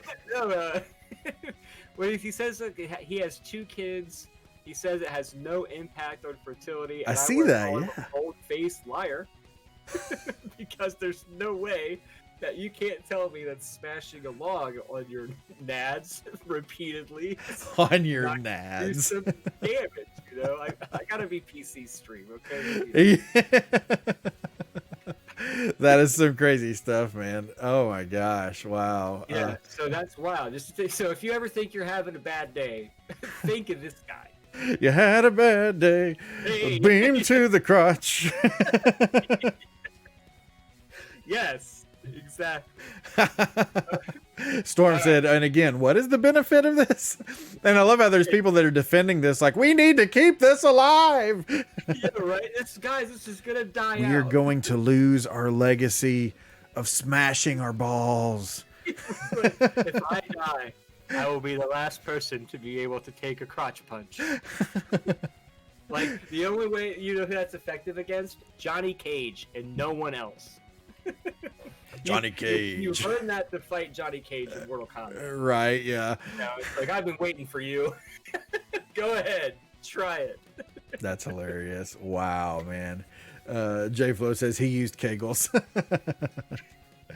Tell you what, man. Yeah, the Deathless Zelda 2 run was great for my Kegels. What's Kegels? That's it's these muscles that are down like underneath. It's like in your tentular area.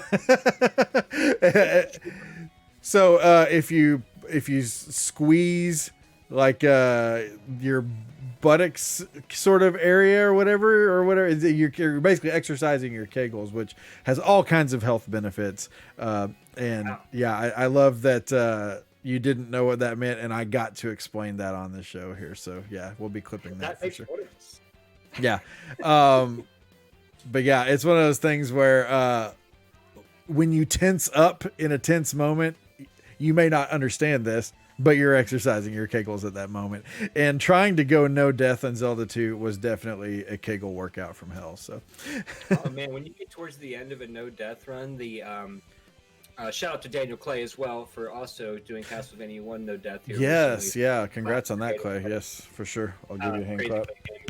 But when you're in the no death run and you get near the end, the amount of anxiety and heartbeats, you start getting the heartbeat going, the palms start to sweat a lot. Yeah. And you're just like, you're really under some pressure, man. At least that's how it is for me. No, in my chat today, I was telling him, I was like, no joke, guys, my stomach is doing somersaults right now. Man, there's nothing like it. It's like a rush, though, you know? Like, Mhm. that's almost why I like doing it. It's just to get to the point where it's like, all right, Adam, Yeah, you're on the verge of greatness right now. on the verge of, I'm on the edge.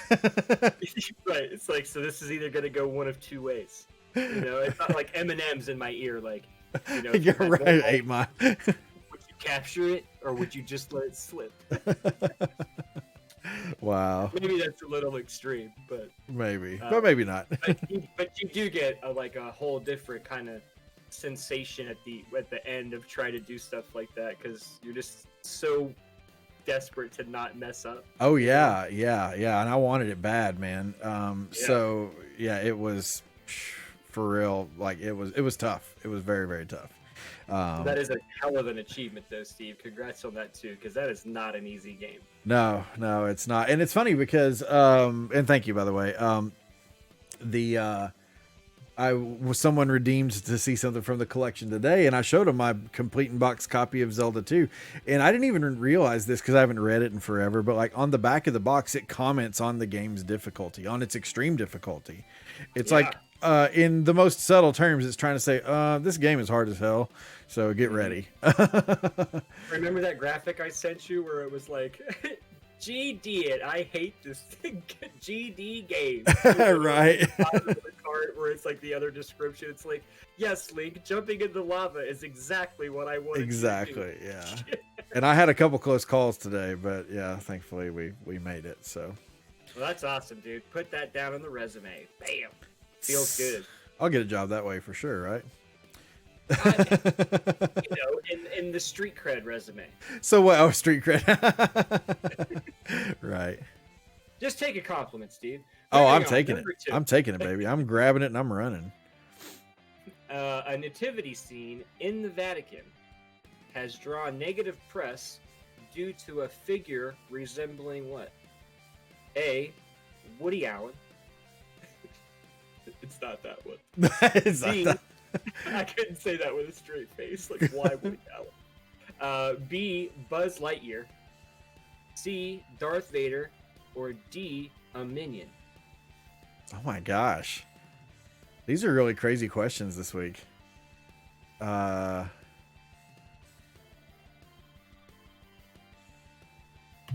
going to go with Buzz Lightyear. Maybe I should start doing this like Alex Trebek. We were looking for Darth Vader, yes. Darth Vader. Right, there you go. The antagonist from the Star Wars trilogy. I like how you tagged that at the end. Yes. Oh, that Darth Vader. Thank you, because I wasn't sure otherwise. So anyway, it is a nativity scene, as you see. But like all of the characters are kind of crudely made. And one thing that I came to find out is whenever they do this particular nativity scene, they add an extra person to the scene that's reminiscent of like what happened that year. So for instance, I'm trying to find the other examples. Scenes have included a broken boat representing the plight of refugees, a person visiting an inmate in a jail cell symbolizing charity. Last year's was sculpted from 720 tons of beach sands. No explanation why on that. The astronaut represents the lunar landings of the late 1960s and 70s. Yada yada. I didn't really find out what the significance of what this Darth Vader is supposed to mean. But you find they're like, because Star Wars is cool. Yeah, reasons. Because reasons. So it's obviously drawing all this negative press, but then like the heartbreaking thing about it is like you find out like who it was made by, because you're like, this is, I mean, obviously these things are kind of shitty looking, you know. Yeah. But it was made by I'm trying to find it. Damn, it was like students and teachers of this one school. Oh yeah. This year's modernist larger-than-life display, which has appeared at various venues, was made by students and teachers in Castelli, an Italian town famous for ceramics between 1965 and 1975. Ah. You know, so when you find out that this was like a school project that, you know, kids had a hand in, you know, these teachers are probably giving them positive encouragement probably through the whole process, and like, look how good this is. And then you like, you know, you debut it, and everyone's like, well, who the hell made that? A bunch of fifth graders? Like, yeah, we did, and we did our best. we did our best. You know? Oh my gosh! Wow. I know that was kind of an interesting thing because I liked how they added something to it, so that's reminiscent of like current events and things like that. I thought that was a nice little touch. Yeah, that is kind of cool, and yeah, it's sort of a shame that they worked so hard on that and kind of got dunked on by everybody. Yeah, and then leave it to the modern public to take something like that and like get mad about it and then also trash it as well. It's like nothing's safe anymore. Right. It's like you post a picture of your kids, little watercolor stuff when they're little and it doesn't look like anything, and then you got people who are like, "You call that art? Who are you, Christopher Columbus?" Like the sanctity of watercolor art is being destroyed by this child. You call that art? Yeah. Rips off macaroni necklace. Rips off macaroni necklace. Food is jewelry now. Yeah. Oh, we're not going there, girlfriend. Oh man. Yeah, Wow. I mean, let's not touch the sanctity of foodware. I'm going to open up my second one. This is from New Holland Brewery. It's called Ichabod. It is a pumpkin ale. I have had that actually. Oh, have you really? I have Yeah, not. I've had other New Holland beers, but not this one yet. So, yes, Daniel mentioned, did you hear about the jerk chicken sandwich at McDonald's UK?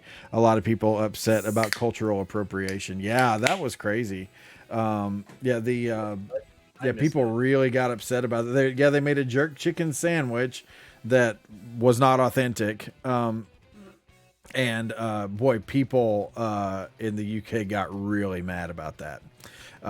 But I mean, of course, just like anything, it's always a vocal minority because the majority of people are like, "We love this sandwich. Please don't take it off the menu." Right. And then you've got actually,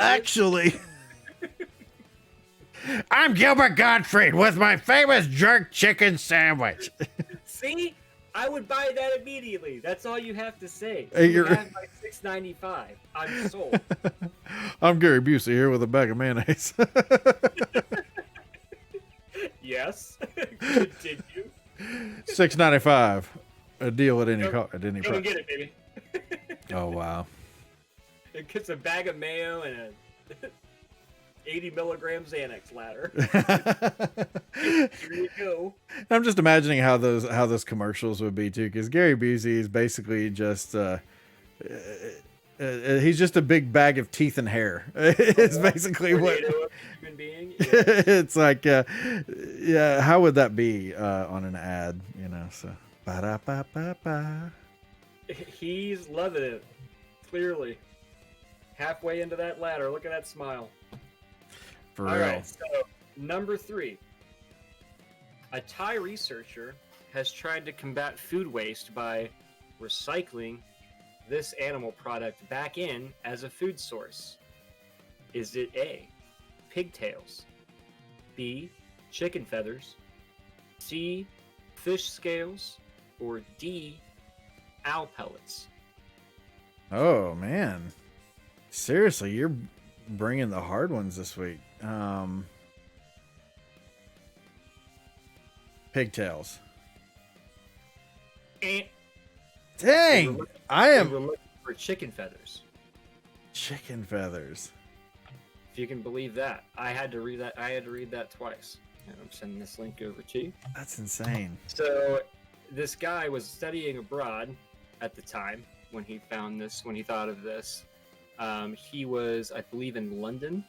The then London-based student was drawn to the millions of tons of chicken feathers being discarded each year. Think about that. Millions of tons of chicken feathers. Think of how light a chicken feather is. Yeah. Let alone make a ton of it. Let alone make millions of those. That's a lot of chickens, man.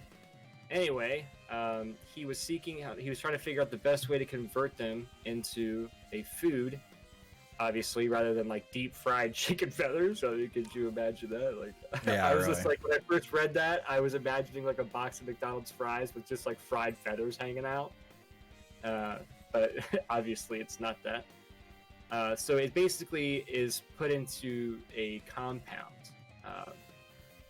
like they turn it into like a lean protein rich source of food. So I'm imagining it's like got other things in it, fillers and whatnot, which probably isn't the most healthy thing in the world. Sure. But enough to compact it into something, edible. But it says it contains protein. If we're able to serve this protein to others in the world, the demand from everyone will help reduce the waste. Is where he's coming from. He says that about 2.3 million tons of feathers are being dumped in Europe alone each year. Who knew that was a thing? Too much trash. We got to get these chicken feathers out of here. Like, you never would have thought that that'd be an issue. But apparently it is. So then they talk about what it tastes like. There's like chicken feather chicken nuggets, which I think is kind of an unholy union. Oh, wow. Here we go. Says That the texture sounds very about as complex. appetizing as the water from Old Lake Texoma. I hear they can buy a combo meal. Right. The texture's very complex and advanced. That's a smart way of saying it's terrible. Texture is very complex and advanced. You wouldn't imagine that chicken feathers will be able to improvise this into this kind of dish. Like, that's another way of saying, I can't believe they actually did this. You're This is right, yeah. awful. It says after turning his steak served with gravy, the steak is in quotation marks, with gravy, mashed potatoes, and a salad. I really could imagine this, parentheses, being served, end of parentheses, to be in some like Michelin star restaurant or some fine dining experience. I mean, let's just like play devil's advocate here, and let's say that it actually does taste okay. Right. Like compare it to like a soy chicken patty, right? Which is like the apex probably of soy-based foods. Yeah, it's okay. It's good. I'll eat it if it's in the freezer, but I'm never like, damn, it sounds good. Let's go out and get some of those soy chicken patties. I love that shit. Right, exactly, yeah. Nobody's going to be going to a fine dining restaurant and be like, I'm going to have your deluxe chicken feathers with a side of the garlic mashed potatoes served over a nice bed of leeks. With the garlic aioli. With our house-made garlic aioli. Oh, wow. Just to jazz it up. Like, okay, man, I think you maybe took it a little bit too far with the fine dining experience. But all in all, good on them for trying to find new ways to get rid of all the trash in the world. Because trash in the world. Yeah, seriously. I mean, I think it's hilarious and a horrible idea, but then at the same time, I think there is a small part of it that is kind of to be applauded, because they are actually doing something that could serve a really positive, pretty positive purpose. Sorry on me for trying to help the world, everybody. Right, I am the asshole. No, but seriously though, when you compare that to like what already goes into chicken nuggets anyways, it's probably not that bad. Probably comparable, right? Right. And I'll buy that all day, but I'm not gonna go to a steakhouse and get chicken feathers. Like I don't think anybody is. A big old hearty plate of chicken feathers, yum. Right. Look at this. The last time I had this, I just could not wait to come back and try it again. We love their chicken feathers. Just sold on the chicken feathers. Yeah. So that's our top 3 fill-in-the-blank articles this week. Hope you enjoyed them.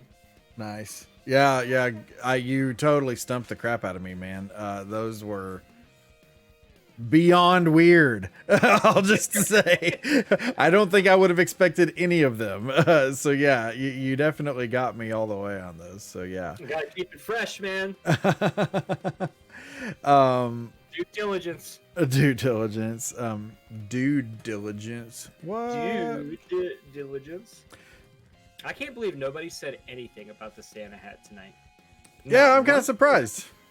It's very festive. I'm notorious for wearing beanies. Yeah. I wore, to be fair, I wore a baseball hat on stream the other day, and not everybody, but a lot of people were like, "Who is this person? He's not wearing a beanie," or like some comment about it. And the only reason I did it was because this headset is just awful, and after like so many hours, it starts to like crush my head in a way and really hurt my ears. So I was like, well, maybe having the cloth beanie pressed up against my ears as well is probably not helping. So I did it as a trial run, just to see if it would be easier. And it's not easier. The headset's just awful. So back to the beanie experiment. So is that what you're asking Santa for then, as a new headset? I asked Santa for a nice set of earbuds. A nice set of earbuds, yeah. See, I go for the single earbud, so that way I can still hear what's going on in the world outside, and then it's very small and discreet and stuff. So yeah, that's what I like, is the single earbud. And I actually, it literally is. There's only one earbud on this thing. There isn't a second one. It's not like I have a regular set of earbuds and only one of them is plugged in. Art Miller says I got yelled at about mentioning the ball cap. Okay, to be fair, his comment was in all caps, who is this person? He's an imposter. We should get him. Or something along those lines. Like, right. So if anything, he was yelling at me. I like the way he puts it out there. He's like, he's all innocent. And then in the yeah, I got yelled at for mentioning the ball cap. Little old me. smash cut to the chat from yesterday. Who's the schmuck in the ball cap? You know? What about the airlock? Oh man, that's funny. Yeah, I don't know that I've ever seen you in a ball cap, so that would be news to me. Yes, it doesn't happen very often. So here's one. Nintendo accidentally leaks Metroid game for Switch, which just reading the headline, that's nothing terribly shocking, because Metroid Prime 4 is supposed to be coming out someday. We don't know when, but anyway, someday. But here it says, Nintendo has seemingly linked that Metroid Prime 4 isn't the only Metroid game in the works for the Nintendo Switch and Switch Lite.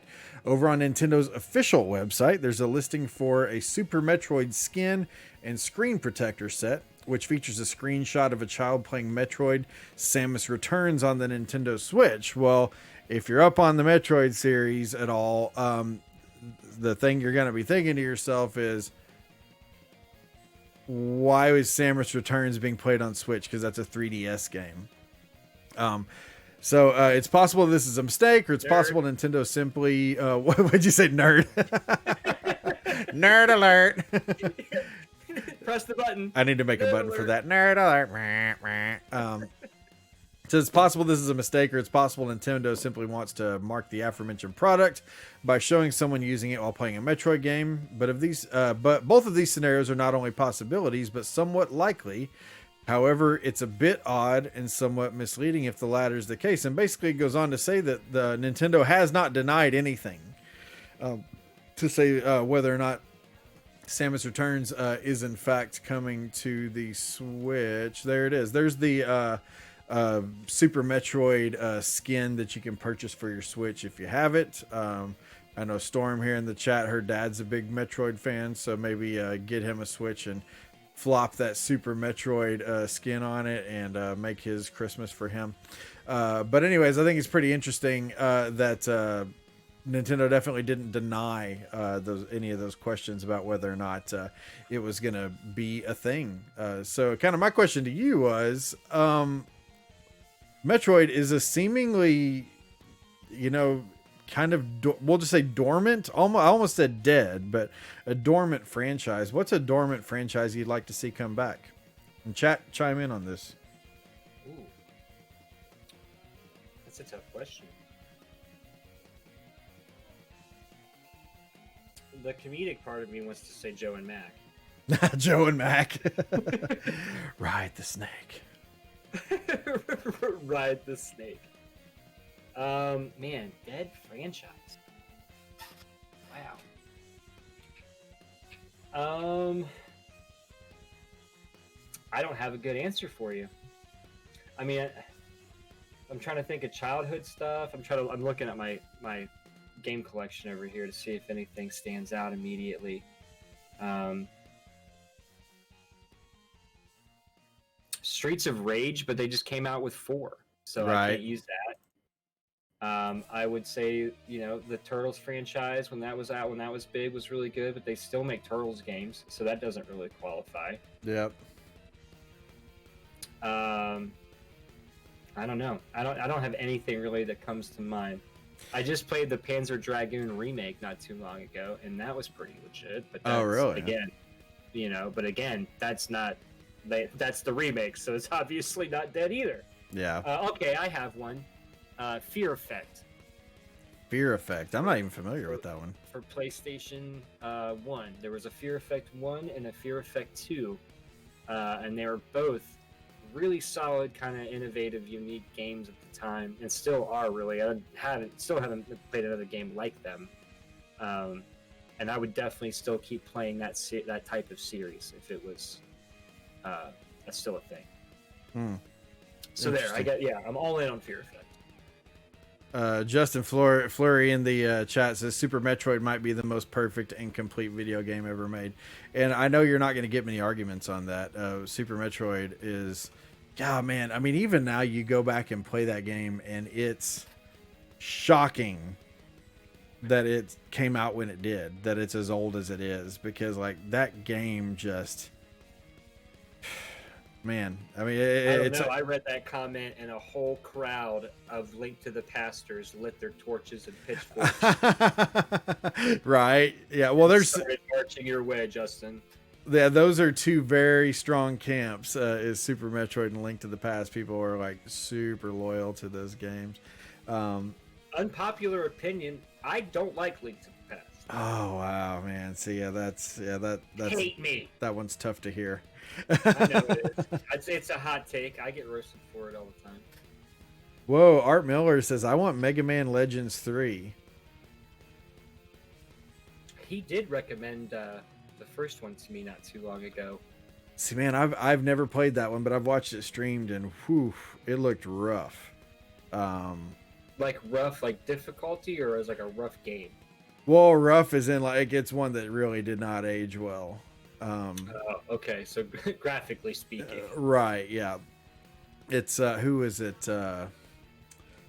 Big Sean. He used to be Bright Idea Gaming. Big Sean streamed it. He streamed it a couple times actually. I think that's like a game that he really likes a lot. But yeah, Big Sean streamed that one, and I was like, oh man, I love Big Sean, which is why I watched. But I did not watch because of Mega Man Legends. That was a rough one. Man. But no shame in it, man. If you know, nothing wrong with liking what you like. Storm says, yep, was thinking about him. Hope that's a thing we haven't seen a game in a while. It's true, because yeah, Metroid is one that's been very unjustly ignored, and I think it's time for a resurrection.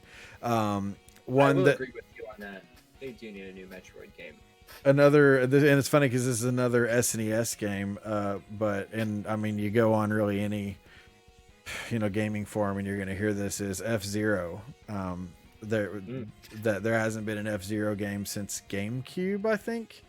And it's like, man, on modern hardware, F-Zero would be so much fun.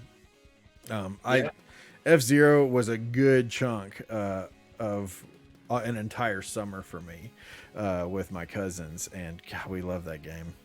I had that relationship, talk about games not aging well, I had that relationship with Star Wars Pod Racer. And I go back to play it, and it's like crazy. Like the levels sometimes can be so dark, you have no idea where you're going. It's like going 1,000,000 miles an hour. The turns like come out of nowhere. And I remember thinking to myself, like, how was I good at this game? Like, I'm complete garbage at this. But like, I spent an entire summer playing Star Wars Pod Racer almost exclusively every single night. I played the crap out of it. Yeah. Great game, by the way. Yeah, and I remember playing a lot of that one as well. But and it's what was another one? A lot of people will say the same thing about GoldenEye, though, and I would certainly say the same thing about Super Mario 64. Is that all like really groundbreaking games for their time, important games that have had a lasting impact, but at the same time have aged horribly. Super Mario 64 to me, and I'm different because I did not play Super Mario 64 as a kid or back when it was out. I didn't have a Nintendo 64, and I literally never played it until adulthood when the Super Mario All Stars. Is that what it's called? The thing for Switch. I played it on there, and good lord, 3D All Stars. 3D All Stars. You got it. Yeah. I hate that game. The controls are absolute ass. It is just. It's just because you're not good at Mario 64 doesn't mean it's a bad game.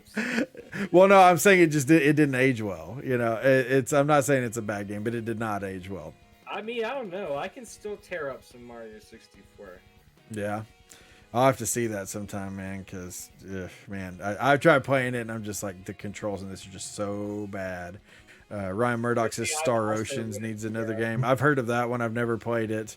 F-Zero GX. Holy people that hold the joystick like this on a 64 controller, though. You hold it like that between your thumb and forefinger? Yeah, so like if I'm like holding, like say it's like this, and then I have my hand wrapped around for the Z button.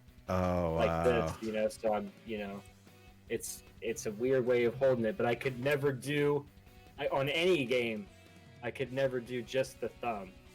The thumb would just ruin me. I could not wrap my head around it. So I was like, fine, I'm gonna find my own innovative way to get around the use of this joystick. And it's funny because I see memes for it now where it's like, if you ever had a friend that held the controller like this, he's in jail now or something like that. And I'm like, that's me. That's hilarious. 100% me. Or the ones that crack me up are the ones that like joke about how like your palm has like all the skin worn off of it because of trying to work that little joystick for Mario Party and stuff. Oh yeah, sure. My wife got a blister on her thumb because there was a Mario Party mini game where you had to like press A the fastest. Yeah. She was so dedicated to win because she was just getting her ass kicked the whole game that she wanted to win this mini game so hard. So she just ran her thumb back and forth so much, and she did it so much in one mini game she rubbed a piece of her thumb off. Good lord. Like a blister. I was like, all right, babe. Well, you won. You won, but at what cost? Storm mentioned Star Fox. I would like to see another Star Fox. The Star Fox for Wii U got railed on because of its controls, but its controls were not that bad. But I would love to see another Star Fox game. And I think on modern hardware they could make that game a lot of fun and really do it upright. I just so happen to have it in 64 controller. And look, you got the controller cord wrapped like how everyone does. The crossway. Yep. So yeah, hold it like this, and then I use this finger here for the Z button. Ah. You know. That's the way you do it in the pros. That's some crazy stuff, man. That's another one of those, you know, you're popping up on a registry somewhere when people see you using a controller like that. I know, I get it, but I just couldn't do the thumb. My brain doesn't work like that. Oh wow, Justin with a comment. Takayama Inamura says, having worked on the F-Zero series and seeing the results of the collaboration with Sega, I found myself at something of a loss as to how we can take the franchise further further past F-Zero GX and AX. Wow, dang. And then Art Miller says, confirmed as a serial killer. Right, yeah. As if there was any doubt after seeing how he holds that damn controller. Sheesh. I pour the milk in first and then the cereal. And then the cereal. Oh, no, wow. I don't really do that. Yeah, I'd throw you out of my house for that. I'd throw you out of my house. Oh my gosh. So yeah, anyone else have any other franchises they'd like to see come back? F-Zero was kind of mine. I can't think of somebody mentioned Star Fox earlier, and I think that's a notable entry. Mm-hmm. Also in the same vein as games that didn't age well. The original like SNES Star Fox, the slowdown almost makes it damn near unplayable in some parts. Yeah. But at the same time, Star Fox 64 was fantastic. And there really hasn't been a really big update with like a flying version of Star Fox. And could you imagine with like the updated engines and stuff that are out there now? Like you could have a really sick Star Fox game now. Right. Yeah, that's the thing is that it's primed for like we could have a really awesome game if we would just get one, you know. But right. but is that going to happen? Yeah, it's Like, why does Star Fox hate Nintendo? What does Star Fox do to you? exactly. Yeah, You cut know? it a break, I mean, man. They did so well. Star Fox, yeah, has always been one that's been popular, and I I feel think like it's been a solid series. Star Fox Zero on. Oh, there you go. Good night, guys. Star Fox Zero. I'll come in a minute here. Star Fox Zero. I think it got that 2020 treatment, quote unquote. I think people just wanted to be upset about it not being exactly like the others, and the control scheme was different, yes, but I didn't think it ruined the game. Oh, Ryan Murdoch, Star Fox in VR. I'd play it. He says that would be super cool. I'd throw up, probably. Probably, yeah, yeah. That would be Do a barrel roll. You get you play it at like E3 or one of those things. You walk away with the T-shirt. Star Fox made me barf. I don't want to do a barrel roll, Peppy. Wow. Oh my gosh, man. Well, I better wrap it up, dude. But I've had fun, like always. This is always a great And time. on that note, we're gonna shut it down. Yeah, barfing Star Fox. We're gonna go out on a high note. That's what they always say, is to make sure you go out on a high note, right? So, Right. everybody, we appreciate you guys so much coming out tonight, and I hope you guys enjoyed yourselves as much as we did. We'll be back with one of these again here coming up pretty soon. The plan is to do them every 2 weeks. Now, we're kind of in the middle of the holiday season, so I'm not sure if that's exactly how it's going to work out this go around or not. We will post something about it just so everyone's aware. Yes. But yeah, thank you so much for coming out tonight, and we certainly hope that you would come back the next time and spend the evening with us. But thank you for all your contributions in the chat. You guys have came up with some really some great discussion topics and stuff, and it always makes it a ton of fun. Yes, thank you guys. This has been a blast as usual. Steve, always a good time when we get together. Everybody that came in tonight, thank you for all the comments and all the additions to the conversation, because it was fun. BS. Right. It was a great time, man. I always have a good time doing these, and I hope you guys enjoyed as well. So thanks again. Adam, you're streaming later on tonight? Yes, sir. In roughly an hour, I'd say. Sweet. Well, go check out Server Life Gaming. Server Life Gaming. Go check him out. He's linked right up here in the description, or don't be a schlub. Just search him on Facebook. Adam, Don't be a schlub. don't be a schlub. No, I had a good time, dude. Everybody, Absolutely. thanks again. We hope to see you again the next time. I think this is the first time that you didn't say. Have a happy holiday if we don't see you. Yeah, that too. I think this is the first time. Day off work. Yeah, hopefully everybody gets that. I'm not sure if I'm gonna How get we that. describe that, yeah. Yeah, we'll see. Everybody have a good one. Be safe. We love you very much.